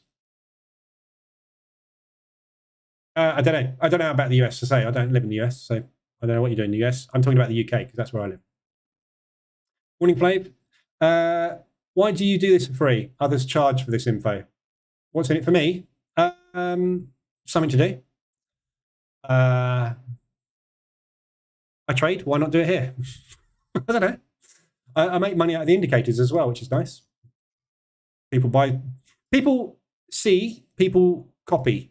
what I do, what I use, people use as well. So I make a little income from selling indicators as well. But I make money trading. So one of the main reasons I do this, there's two main reasons actually I do this. The first reason is the person that made me profitable did it for free. And he asked me to pay it forward. So I am. And basically, I learned more from somebody that could invest time in me. And I became better because of that than any course I'd ever bought. There's nothing compares to having a one-to-one mentor or somebody that gives you the real world, basically, which is what he did. He dragged me kicking and screaming away from the Lamborghini crowd, because then you can't make Lamborghini money doing this. Unless you've got Lamborghini money, you can't make Lamborghini money. Not safely, anyway. It's gambling if you can, but you can, but obviously it's not going to be sustainable. And he dragged me into that world of this is what you really will make in trading, and this is how trading really works. And he did all of it for free, and he spent a good year of his life with me doing this and a group of 4 others. And at this time in the world, we have this beautiful thing called YouTube, where I can sit here and instead of doing it for people, I can do it with whoever the hell wants to listen, which is a big difference. The other reason I do it is because it keeps me accountable. You see every single trade I take live in here. Yeah. Whether it works, whether it doesn't work, whether it makes me a massive win, whether it makes me a massive loss. Every day you can go into the live room replays and you can see each of these trades. Tomorrow, these trades will still be here. They'll either be there or they'll be there. Monday, they'll be there or there. Tuesday, they'll be there or there. Then every single trade you see taken here is totally transparently taken. It helps me because I don't do stupid things while everybody's watching. And it's a big thing to be said. You know, all these signal providers that send out these signals, they can give them monkeys because they're not trading them. They can give them monkeys what happens on that signal.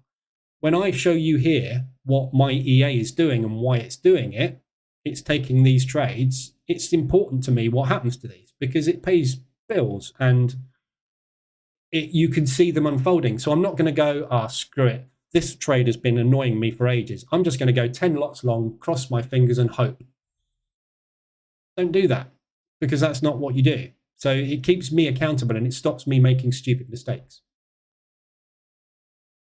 And one of the reasons that is important is what I used to do with my mentor was, while he was teaching me, every trade I took, I had to tell him about the trade.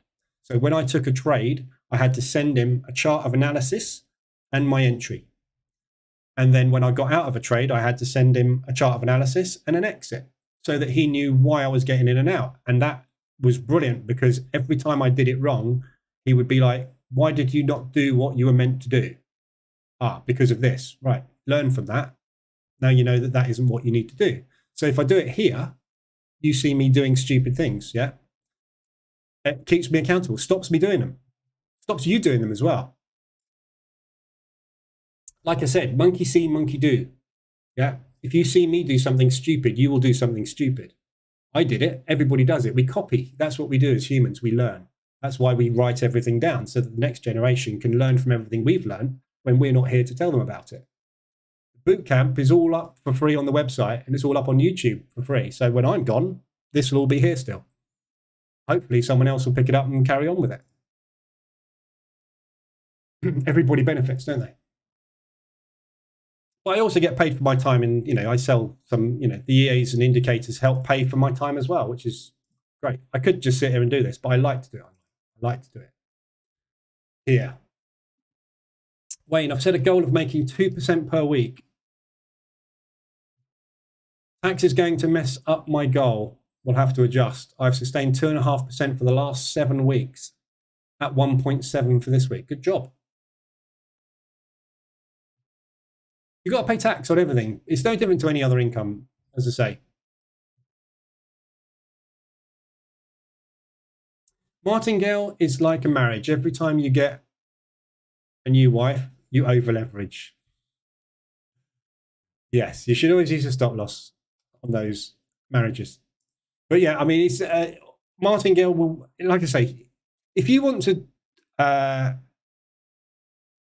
if you use the market reverse alerts EA and the backtester using martingale, you will see what it's capable of doing, and it's capable of making some very big money very quickly. What you will see is the P&L do this, bang, and that's the account blown, right? So if you look at that time period there, and then you look at that time period where it blew the account, and then you start again from that time period, what you'll see is it do that, bang. Look at that time period, start the test again, and then you'll see it do that, and then you'll see it do bang. If it goes bang 3 times a year, right? During those 3-month periods, or whatever they are, you could have trebled your account. Yeah. So for making short-term gains, gambling, martingale can be very good. Let's say, for example, you owe your loan shark 20 grand, right? And you've got 5 grand. Martingale could help you pay off your loan shark. However, it won't let you pay your mortgage for the entire year. Yeah, that's what you use martingale for. If you need to make a quick buck, you have a chance, if you start at the right time, of making a lot of money very quickly. But at some point, it will blow. Because if you get more than 8 trades in a row go against you, that is typically the failure point of martingale. Your account will not be able to sustain it. The lot size will be too big, and that drawdown will happen within minutes or days, depending what time frame you're trading on. However, lot increments, i.e. what I call in the bootcamp semi-martingale, of slightly increasing your lot size as you go in a drawdown position to keep your average closer, that works pretty much all the time, because what it's doing is it's giving you an out on your position as the market is getting exponentially extended. Yeah. So when we get into a trade, the market is already extended, elastic band theory. Yeah. When we get into our second entry and third entries, like we are with the pound US dollar, that elastic band is even more stretched. So the odds of that snapback are higher. So if we increase ever so slightly our lot size as the odds increase with the elastic band stretching, that's why lot increments work, but small lot increments, not martingale. Yeah. Yeah. Very, very rarely I will be in more than 6 to 7 positions here.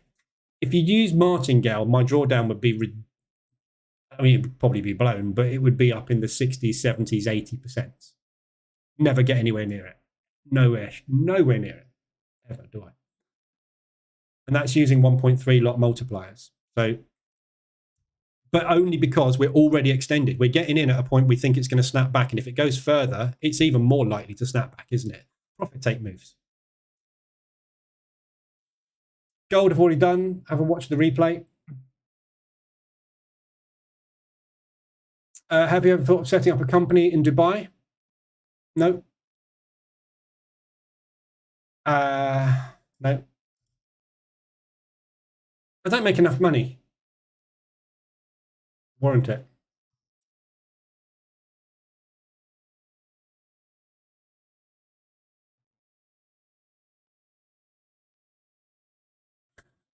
After all the charlatans out there, you've restored my faith in mankind. That's good to hear. I know a lot of the charlatans. Well, I don't know them, but I know of them, obviously. That's what annoys me. That's another reason I do this. Yeah. I don't want to have a go at anybody or, you know, slag off their businesses, but there is no trading course out there that can make you profitable. And 99% of this world revolves around selling you a trading course, which teaches you logic and teaches you the same thing over and over again. But, you know, I always liken it, right? Think about, before you buy your next course, right? Think about how many PDFs there are out there on trading online for free, all over Telegram, Discord, all over the web. Yeah. You could probably download now 50 books on trading. Yeah. Think of every single one of those books as a course. If you read all 50 of those books, are you going to become a better trader? No, you're going to become what? Very knowledgeable. Does good knowledge make somebody good at something? Yeah. You could become the best brain surgeon in the world and know everything about brain surgery. If your hand slips, you're not a very good brain surgeon. So having knowledge does not make you good at something. Having knowledge makes you knowledgeable. Yeah. Doing makes you good at something, not learning. And all you're doing every time you buy a course is you're learning the same thing in a different way from somebody else.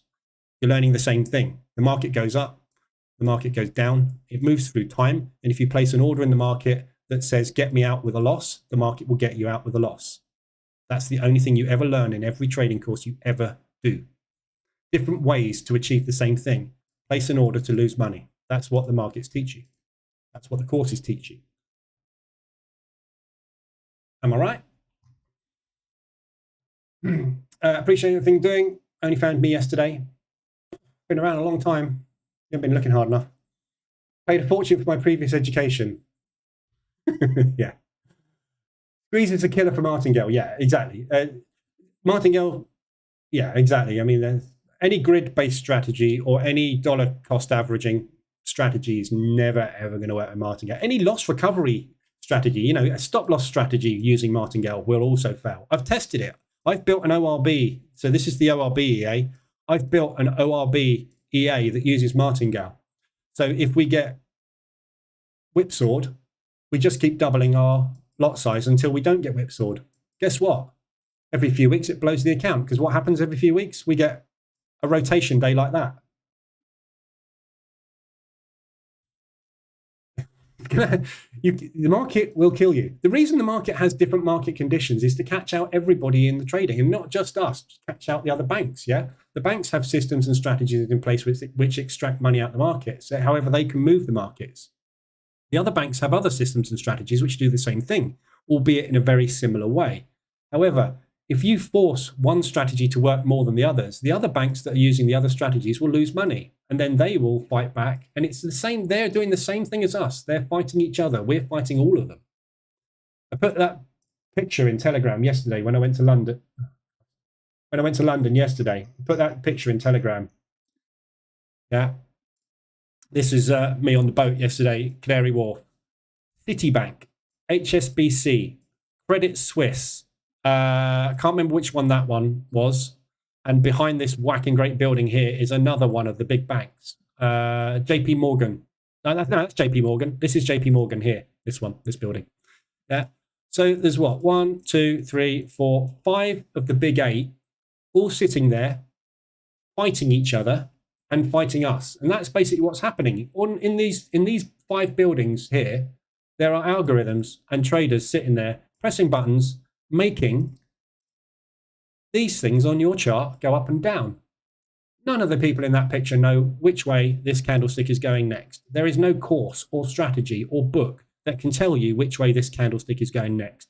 It's going the way it's going based on the 5 banks there you just saw placing volume into the market in one direction or the other. There's not a course in the world that's going to teach you how to predict the future. That's the real world. So you can get as knowledgeable as you like about candlestick patterns, support and resistance, the way the market works, fundamentals, whatever you want. But when you press that button, it's going up or down and you've got no control. There's a video on my website about that. Funnily enough, I've done a video about everything you need to know in trading. It's all on the website. Everything else is crap. Near Evan Greg Secker adverts always make me smile. Exactly, yeah. 2 of the biggest educators in the world. Well, no, they're not. Neerav came from nowhere 2 years, only been around a couple of years, hasn't he? Greg Secker's been around for like 12, 15 years. Greg Secker's been around since I've been trading, selling the same thing, which is education. He's very, very good at selling education. I'm amazed there are so few people watching. Yeah. I don't know why either. I don't know. I've been doing this, you know, you go and look at my YouTube channel. You know, it's not as if I haven't been doing this for a long time. I'm not marketing myself though. Look, these are the live rooms. They go back forever, years and years. You know, I just don't market myself. That's why there's nobody here. If I was someone like the guy that's, what's his name, that does the Wicks Don't Lie guy. Yeah, he sells courses, obviously. But he also markets his YouTube channel a lot. There you go. His first live room was December 21 on YouTube. Obviously, before that, we were running the private live rooms in Zoom and Telegram. So I would say 2019, December 21. So COVID, yeah, 2019 was when I started lives. So that's 4 years ago. And then we moved over to YouTube 21, 22, 23. So it'll be 2 years this December on YouTube. I don't know. I don't care. People can come in. I don't really want 10,000 people in here because this chat would never stop and I would never go. Actually, I'd much rather prefer there's less than 100 people because otherwise I'll cone. It's the very first thing I do every day, isn't it? Trade the DAX.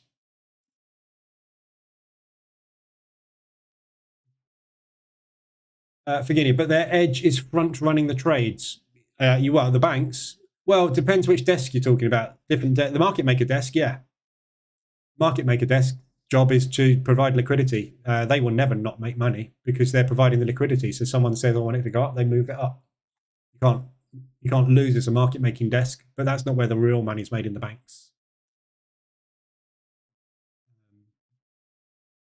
Yeah, you'll never beat them. Euro New Zealand is getting higher. Let's have a look. It is. So I'll scale into another on that at 130. So it needs to get to ADR really today. It needs to get beyond ADR for me to scale into another one on this one. I want this up here somewhere really for me to take a third on it. Fourth even, that'll be.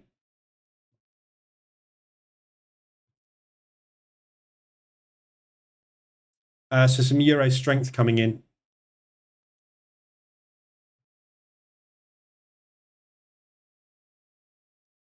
We've got some OPEC news coming as well. Some bullish news on OPEC. We're not getting anywhere off this DAX. Look, so this low that we looked at this morning, first thing, is holding at the minute. We can't go anywhere. Why is that on the 15-minute chart? That should be on 5. So we can't get anywhere basically today. We'll see what happens. How was the Uber boat cruise? I didn't do the Uber boat cruise. I did the other one, the one with the Londoner that does the commentary, which is really funny. I can't remember what it's called. Something cruises. The Uber one isn't as much fun. But they are funny, those guys that do those cruises. They give you a running commentary up and down the Thames of everything. I saw Sir Ian McKellen's house yesterday. You can see his house from the Thames, which is really interesting.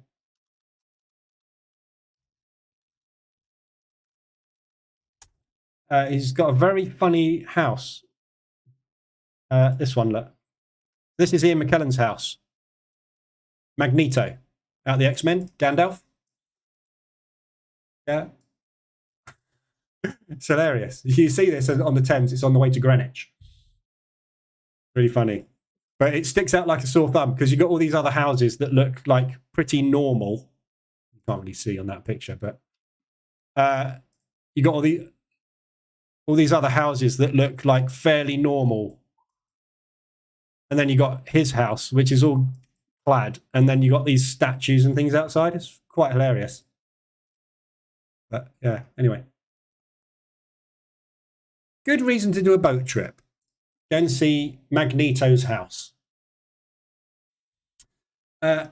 Evil, probably people rather like to pay to hear. You can easily make a Lambo with $100 starting account and then listen to someone that tells trading is hard and boring. Yeah, exactly. This is the thing, Evil. You know, this is why, like you say, I probably got less than 100 people in here every session because people don't want to hear what it's like as a trader, do they? They want to hear, you know, these Life of a Trader videos you see on YouTube where all these guys that are selling these courses, the Life of a Trader, get up, I have my breakfast, it's always a high protein shake, I go to the gym, I run, and then I get ready for the market open, 30 minutes, 25 grand, brilliant, now I'm off to do this. I'm going to go and play with the family for the rest of the day, then I'm going to come back and do 10 minutes work and make another 50 grand. No, you're not. That's a total lie. And that video's just got 1 million views, and you've got ads running all the way through it. So you've probably just made another 10 grand out of advertising revenue. Put it this way. I know a lot of people in this industry. I've been in this industry for 15 years. The people I know in this industry that make money, that many. Yeah. And they certainly don't live that lifestyle. I can tell you that for a fact. None of them. I'm talking about people that don't work in banks. I know people that work in banks that make a lot of money, yes, but outside of the banking sector, they're doing this. Flav, funny you saying that. I sat next to him on the Uber boat before. I live by the river in one of the stops. Oh, right, next to Gandalf, yeah. Yeah, I should imagine he uses the Uber a lot because the Uber probably stops right by his house, doesn't it? Yeah. It's very funny. You learn an awful lot of things about how nasty it was living in London as well back in the old days. Yeah, hung, drawn and quartered and stuff. There's a pub basically where if you went to the pub and you got too drunk and you passed out a table, they'd smash you over the head with a cosh and drag you off to the Navy. So some of those places in London, like, really dodgy.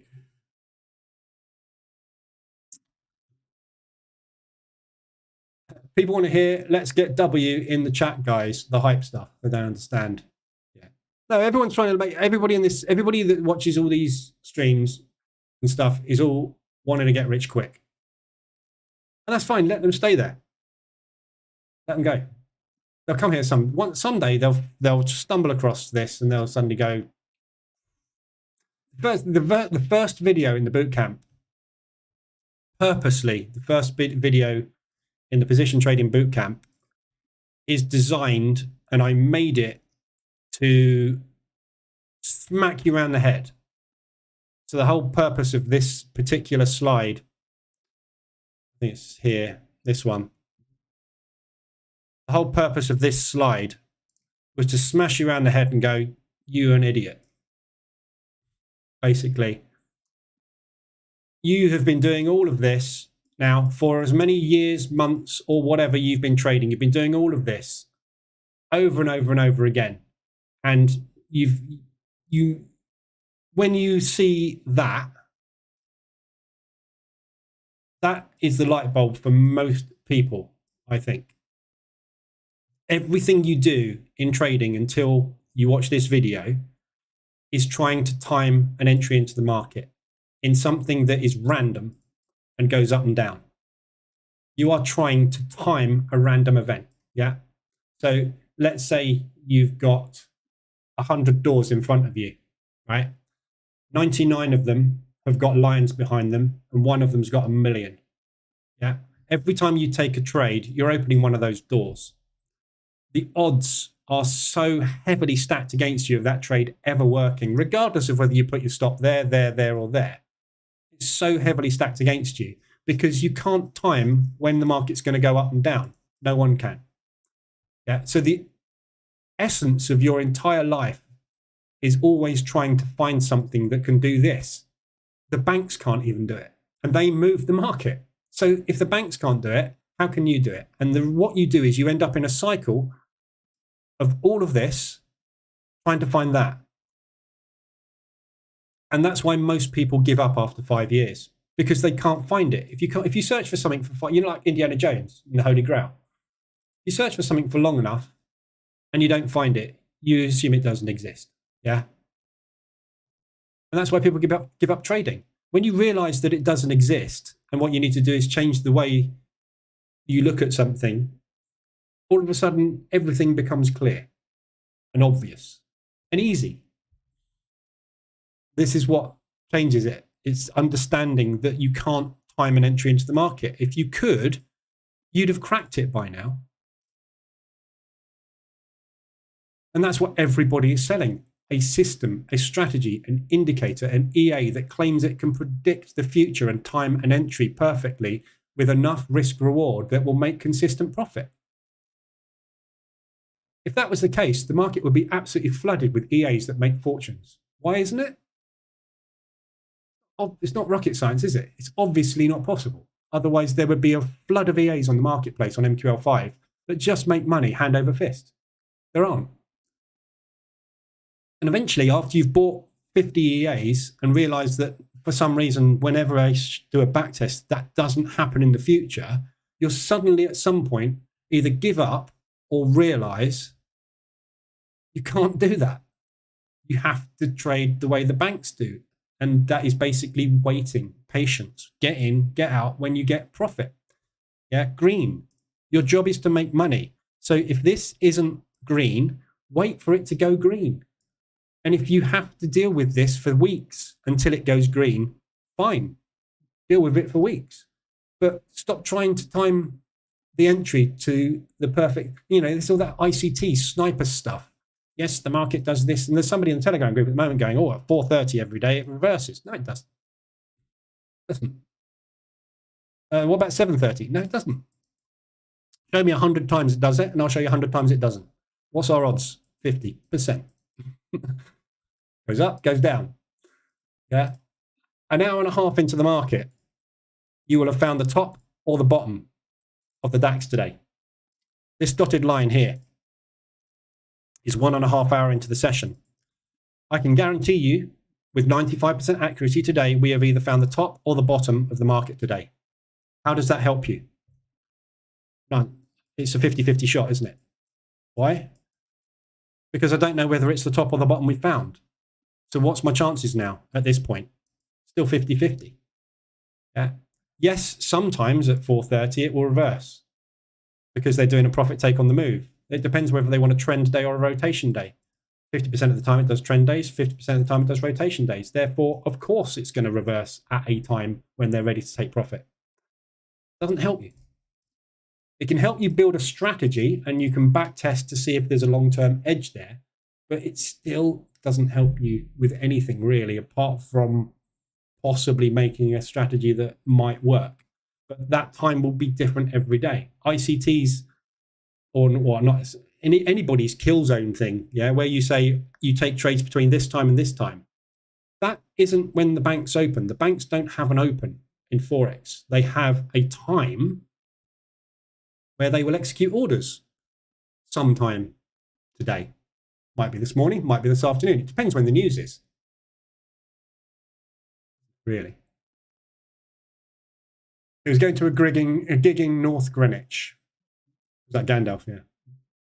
Thought feeder. Tom Hugard reckons 20% of the time are trend days.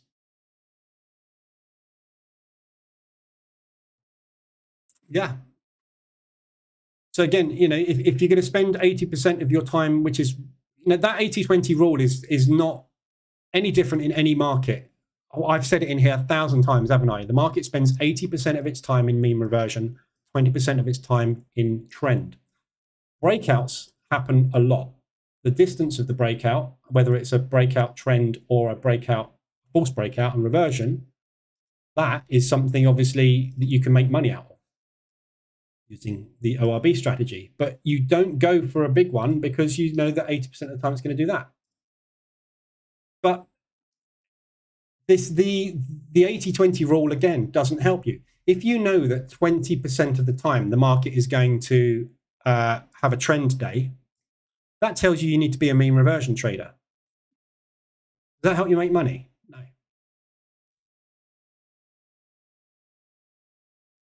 Tells you don't want to be a trend trader, which is why I'm not a trend trader. I don't trade trends. Do we need to use ICTs? No, God, no. Overcomplicated stuff, as far as I'm concerned. You can study ICT if you want, but again, you'll just become more knowledgeable on other stuff. It's not going to help you make money. I don't know anybody that trades ICT and makes money. Before I get shot down, prove it. I don't know anybody that does. He doesn't, does he? He doesn't produce a P&L and trades live every single day and show you everything, does he? If he doesn't do it, why follow his course? He might do. I don't know. I've no idea. I don't follow him. I don't know. But all of his stuff is based on market movement and market structure. So I like that element of it. the fact that everything he does is based on market structure. What I don't like is the fact that he usually trades very small time frames, which is very, very difficult to make money on because you are trading algorithmic chop. ICT students make chart art. Yeah. You know, it's like every now and again I delete a post in Telegram because somebody's posted a thing with a line there that goes BOS or SSL, or that would be BSL, wouldn't it? I think. I don't know. Can't remember. Buy side liquidity, and they'll put a little dollar sign there and all this sort of stuff. It's like, oh, it looks very, very pretty. So when you get there, and what do you do? Well, I sell. Okay, so what are your chances of it working there? Well, very high because it's taken the buy side liquidity or the whatever, it's done a break of structure or whatever it's done. Okay, so what are your odds of it going up or down there? Oh, I don't know. No, it's 50-50 because when you press the button, it's going to go against you or with you. How does it help you making it pretty? Where are the bank's orders? There. Not there. There.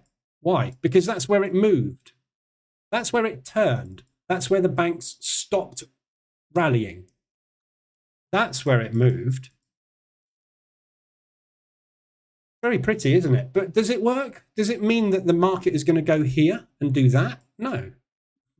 It means hopefully the market's going to go there because they want to get back, and that move there, that unfinished business that they left in the market on the other side of it, will probably get filled at some point in the future. But I have no clue. It may never get there. It may get to here, and then all of a sudden a news event drives it down to there. Yeah, it's just... Maybe it was just me. Maybe I just didn't get it. But I don't know. We'll study them maybe after your boot camp. I wouldn't bother. Honestly. If you do my boot camp, you won't... If you do my boot camp and you go off and study something, right? If you... Guna, this isn't aimed at you in a nasty way, right? But if you watch this entire boot camp and then you go off and you study someone else's material, you're doing that. So you just completely watched another 12 hours. You've wasted 12 hours of your life watching this to go off and do the same thing you've been doing up until this point, which is going off and study someone else's material. The light bulb doesn't click in this. The light bulb is never going to click. Honestly. Trust me. I've been doing this for a long time. I've done every course.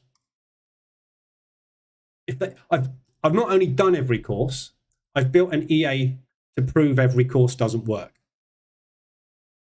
Give me a strategy. I will build you an EA and I'll show you how to backtest it and disprove it. Honestly.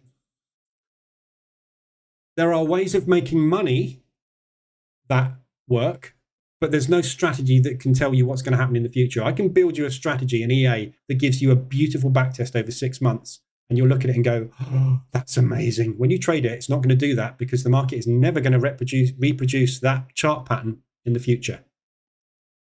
Every candlestick is unique.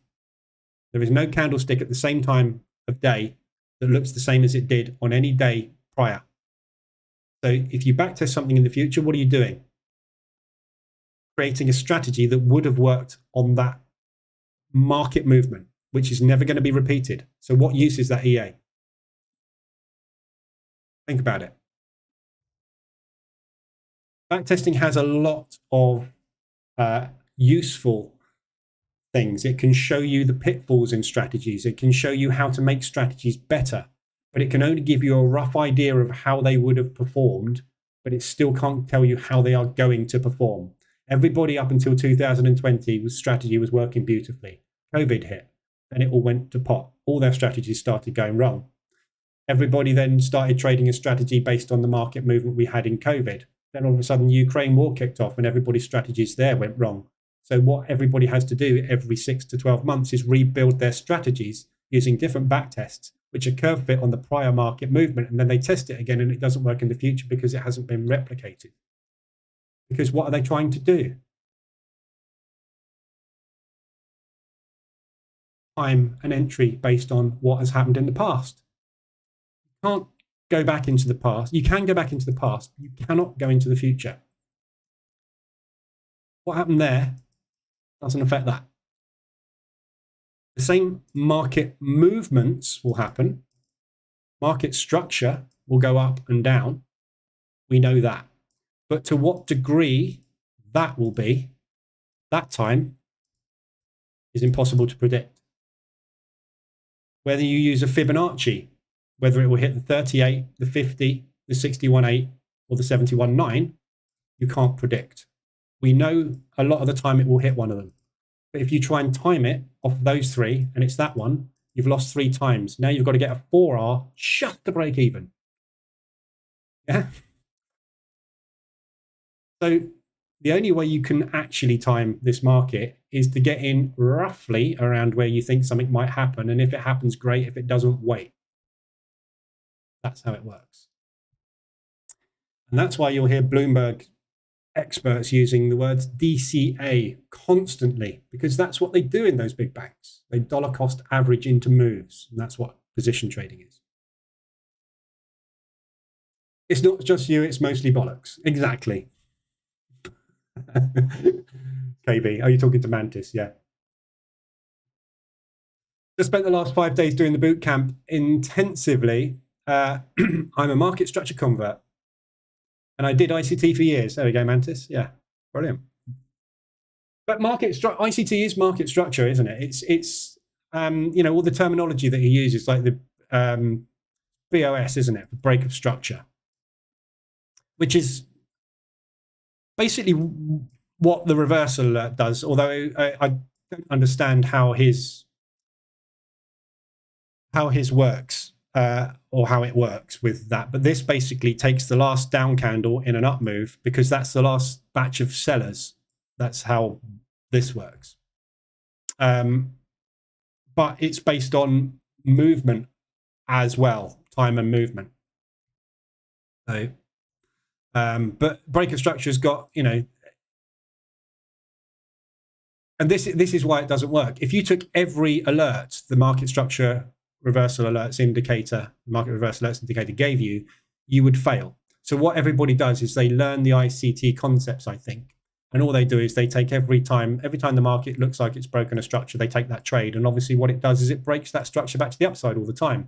Because what are you doing? Trying to catch the top or trying to catch the bottom. You're trying to time a reversal, aren't you? What can't you do?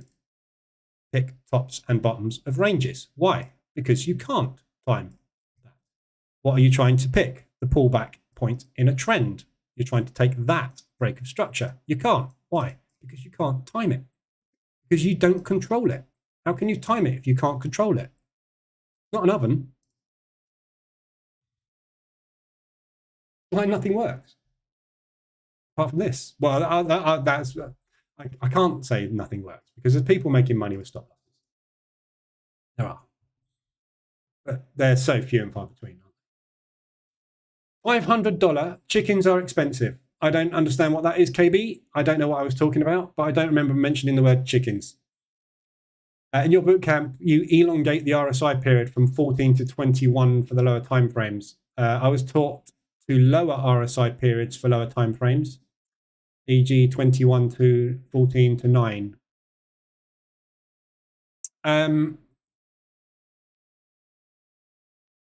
Well, first of all, you were taught in a different strategy. Did it work? No, because you came here. If that had worked, you'd be doing that, wouldn't you? But the reason I use different RSIs on different time frames is for no other reason than visually backtesting it. The 21 works better on a lower time frame because the 14 doesn't give enough signals. Yeah, so look at Aussie New Zealand here. We've got a signal there. We've got a signal there. Just about one there. Got one there. Got one there. You got one here. So if I change that now to a 14, look at how many entries you've got. You've got another one there, there, there.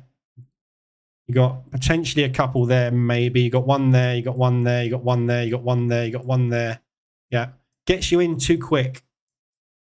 Yeah. So what the whole premise, don't forget, of the position trading methodology is we are working bank moves. Yeah. So when the banks have moved hard in one direction, they will profit take. So we need the elastic band to be stretched, elastic band theory. We need the market to have moved hard and fast in one direction, because we know that after they've done that, they will get out of those moves. So if we're going to do that and you use an instrument that is too sensitive, what you will do is you will get triggered on moves that just go like that. Yeah. What we want is faster moves, bigger, stronger moves that they have to get out of quicker. They're impulse moves. Typically, you'll find before one of them, you'll get a propulsion gap. That one didn't quite get it. But again, there is no right or wrong. The 14 works just as well. It's just you're going to get more signals. So I literally eyeballed it over years on multiple instruments and used that one. But if you want to use a 14, use a 14. On the H4 time frame, I use a 14 because on the 4 hour, the moves are slower. As you go up in time, the movement on your chart slows. So you're seeing less volatility. You're seeing more sustained movement. So if you use a high RSI on a high time frame, you'll very rarely ever get a signal. So you have to bring the instrument down to be more sensitive on the higher time frames. So if you go up to the daily, typically your RSI, like Larry Williams would use a 7 or a 2 RSI on daily charts, because otherwise you don't get a signal. You would never get a signal. So it's just fine tuning it. And because it's dynamic, because it's measuring relative strength, there's no other tuning you need to do. Whether the ADR of the instrument is big or small, it doesn't matter. The movements will be big or small relative to the average daily range of the instrument you're looking at. So it doesn't need any tweaking or fine tuning or anything more. It just tells you when there's been a strong move. You can see it. Yeah. So again, you can see it. And again, all indicators are lagging the market. Price is king. Price moves before anything. When this thing goes up there, you've missed it. So when it crosses, like moving average crosses, yeah, when you get a moving average crossover and goes, oh, well, look, there's a moving average crossover. Here you go. Let's look at one here. Hey, look, moving average crossover, long signal. No, it started from that. You've missed all of that on your moving average crossover, you idiot. Moving average crossover, let's go short. No, you've missed the move. Yeah. RSI. Hey, look, it's gone up. I know it's gone up. Look, RSI is telling me it's gone up. I know it's gone up. I can see it because price has gone up. What RSI is telling me is it's gone up by a lot, fast, and more than it normally does, because the vast majority of the time, it spends its life in here. So when we get outside of here, we know that it's moved a lot faster and harder than normal. Does that mean it's going to pull back? No. What it means, it's moved a lot faster and harder than normal. There could be a fundamental reason for that. Aussie, New Zealand changing interest rates. Yeah. So it doesn't mean it's always good, which is why you've got to be aware of fundamentals as well. Yeah. So this, and again, EAs don't do this. This is why EAs don't work. You can't teach an EA all this stuff. Learn it. It's a job. 21 eliminates the B grade entries. Yeah. So, and again, I would stick with the 21 on the 4, on the hourly rather. If you want to go and eliminate more false entries, move up to 80 and use the 80 level, not the 75. Or, the 70, and again, there's no right or wrong. Some people use the 70 RSI. I am using the 75-25. I used to use the 70-30 on the 4 hour and still do to a certain extent, although I don't trade 4 hour much anymore. But if I wanted the best of the best of the best only, I would use the 80. One here. You can't see the RSI, but there's an 80 RSI extension there. There's an 80 RSI extension there. There's an 80 RSI extension just about hit there. There's an 80 there. There's an 80. Can't see it. There's an 80 there. But you'd have had to take the second entry on that to get that move. There's an 80 there. Yeah. So there's a million ways. And again, I would never give anybody use this, don't use that. Use what you feel comfortable with. Just don't use the bloody stop loss, because that's going to lose you money. Use an instrument that gives you the best entries. If you're super patient and are happy to take high risk, use a bigger RSI extension and only take, what's this, April, May, June, July, August. In 4 months, only take 1, 2, 3 trades in 4 months. But you would have only taken 1, maximum 2 entries on those positions. You could have held them for beautiful runs.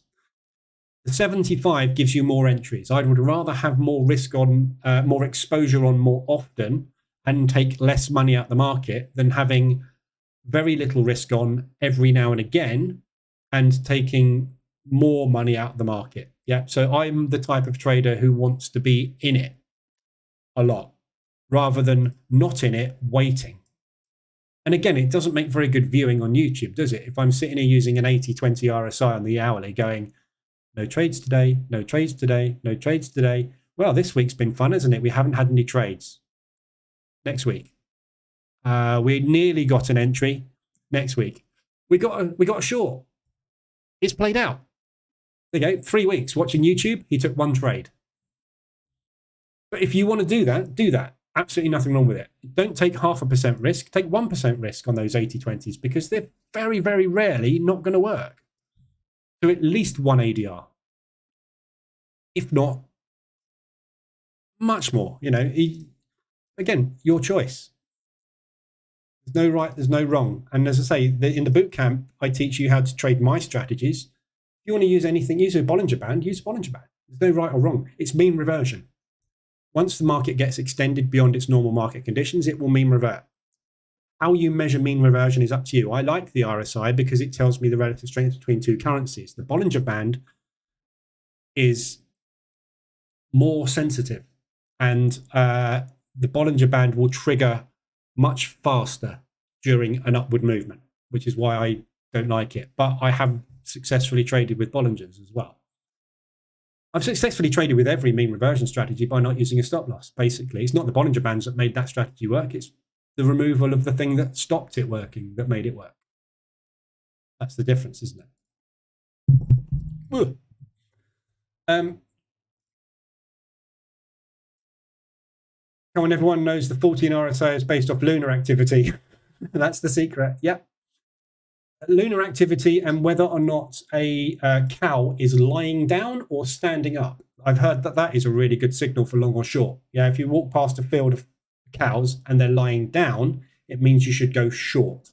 However, if they're standing up, you should go long. But there's a little bit of a glitch in it. Sometimes you'll see some cows standing and some lying down, in which case then you have to spend a little bit more time trading because you have to count the cows and find out whether there's a majority up or down. And then obviously by that time, usually the trade's gone. But I haven't managed to backtest that, unfortunately. So one for you to go and play with. Sorry, I've been watching too much Yellowstone. Morning. Pound New Zealand, a good short? I think I'm in Pound New Zealand. No, I'm not. Right, so yeah, kind of what we were just talking about. It's extended above the 70. So yes, could be. Pound I would be more interested in longing than shorting. But we will see. Sorry, bear with me 1 sec. I just need to adjust something here.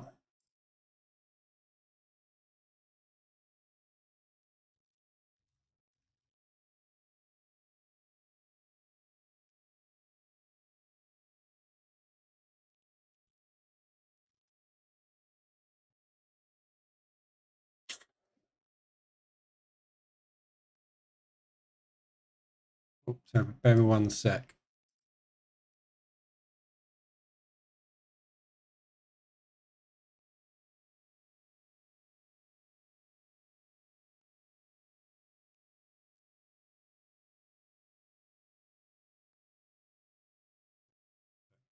Just adjusting something. So it's almost an inverse relationship. Yes. 75 takes the pressure down a notch. Yeah. RSI, Bollinger Bands, all rubber band derivatives. Yeah. So basically anything that measures mean reversion works with position trading. But always try and stick to the hourly timeframes. Any mean reversion strategy on M5, M15 to a certain extent, you are trading market chop. You're trading algorithmic order flow. And that will go into strong trends and you will get into big squeezes. So if you measure the market condition on the hourly time frame, you are very rarely getting into a trade that hasn't moved in one direction for more than 2 to 3 days. Yeah. So it depends where it originates from on the RSI. But if you're originating from a midline RSI, I'm just trying to find an example. This is a bad thing to look at, isn't it? Pound New Zealand.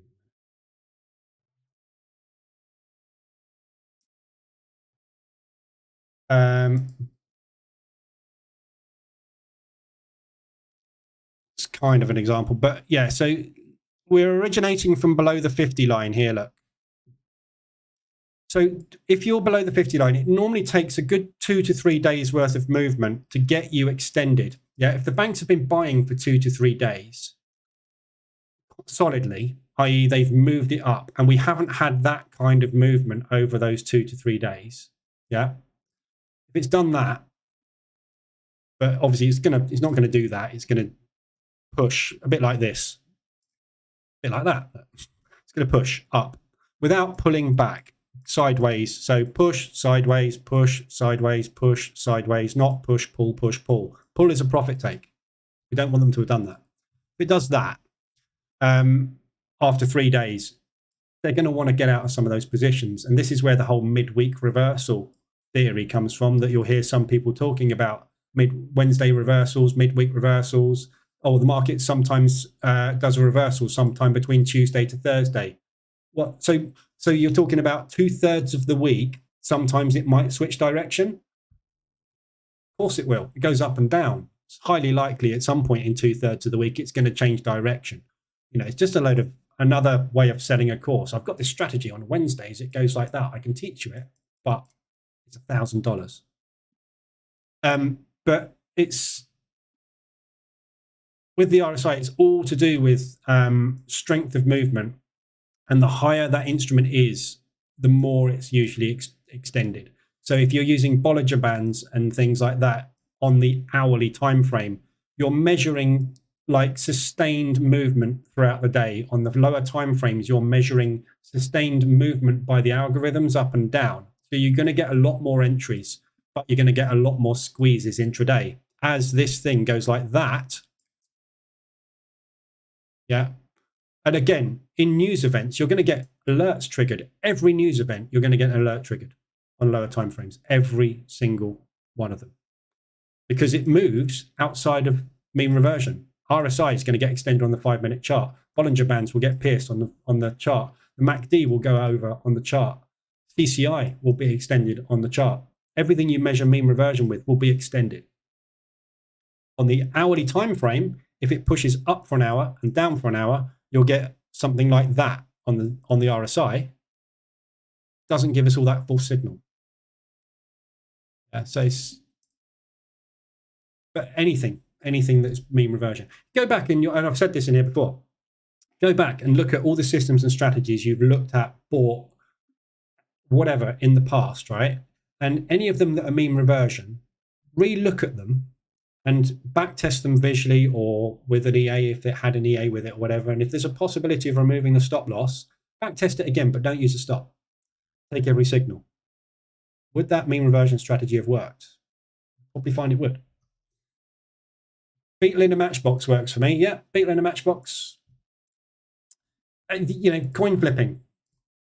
Whether it's cloudy or sunny in the morning. Yeah, it's got as much chance of predicting the future as anything else. except it's better to predict the future when the market's already done something. Yeah. So when the market's doing that, it's very hard to know whether the market's going to go up or down. If the market's been doing that for 5 days solid, it's much more likely to do that than it is to continue, because if it continues, they don't make money. All they're doing is building up their profit, but they can't take that profit without doing the opposite. So this is what the condition indicator, and again, in the Bootcamp, this is a condition indicator. This is not a signal. This is a market condition. That is a signal. That is a condition. So you wait for a condition, and then you get a signal while that condition is active to try and get on the move with the bank.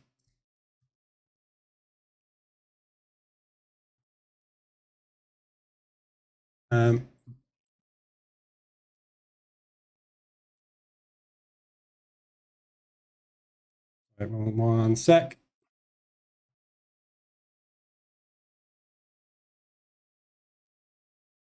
Right. Would that be 21 RSI and 80-20? Yeah. So just move the line, the level that needs to be extended. So if you want better market condition to get into a mean reversion, obviously with that elastic band, the further it's stretched, the more the banks are stretched and exposed, basically, from a profit perspective, the more likely they are to pull back. So if you take the 80 level instead of the 75 or the 30, obviously you're going to get that bigger condition. The snapback will be faster, but it doesn't mean the snapback's got to be further. It just happens quicker usually. So you're not necessarily going to get more profit, but you'll get into less trades because you'll be getting in later into the move down. Again, we've got no idea, have we, of when it's coming, but it's all about trying to put the probabilities on your side as much as you can. ICT is a weekly reversal model pattern for each day of the week, all patterns. A weekly reversal model or pattern for each day of the week. I mean, again, ask yourself this question. Why would the market do the same thing every Monday, every Tuesday, every Wednesday, every Thursday? It doesn't make any sense, does it? I can disprove it here.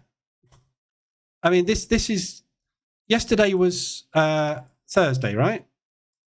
Wednesday, Tuesday, Monday, Friday, Thursday. How the hell is that like that? Do it again. Wednesday, Tuesday, Monday, Friday, Thursday. Can you see a pattern there in the course that you've paid, whatever you've paid for? Utter rubbish. Utter rubbish. This doesn't work. Load of crap. Everything's a load of crap.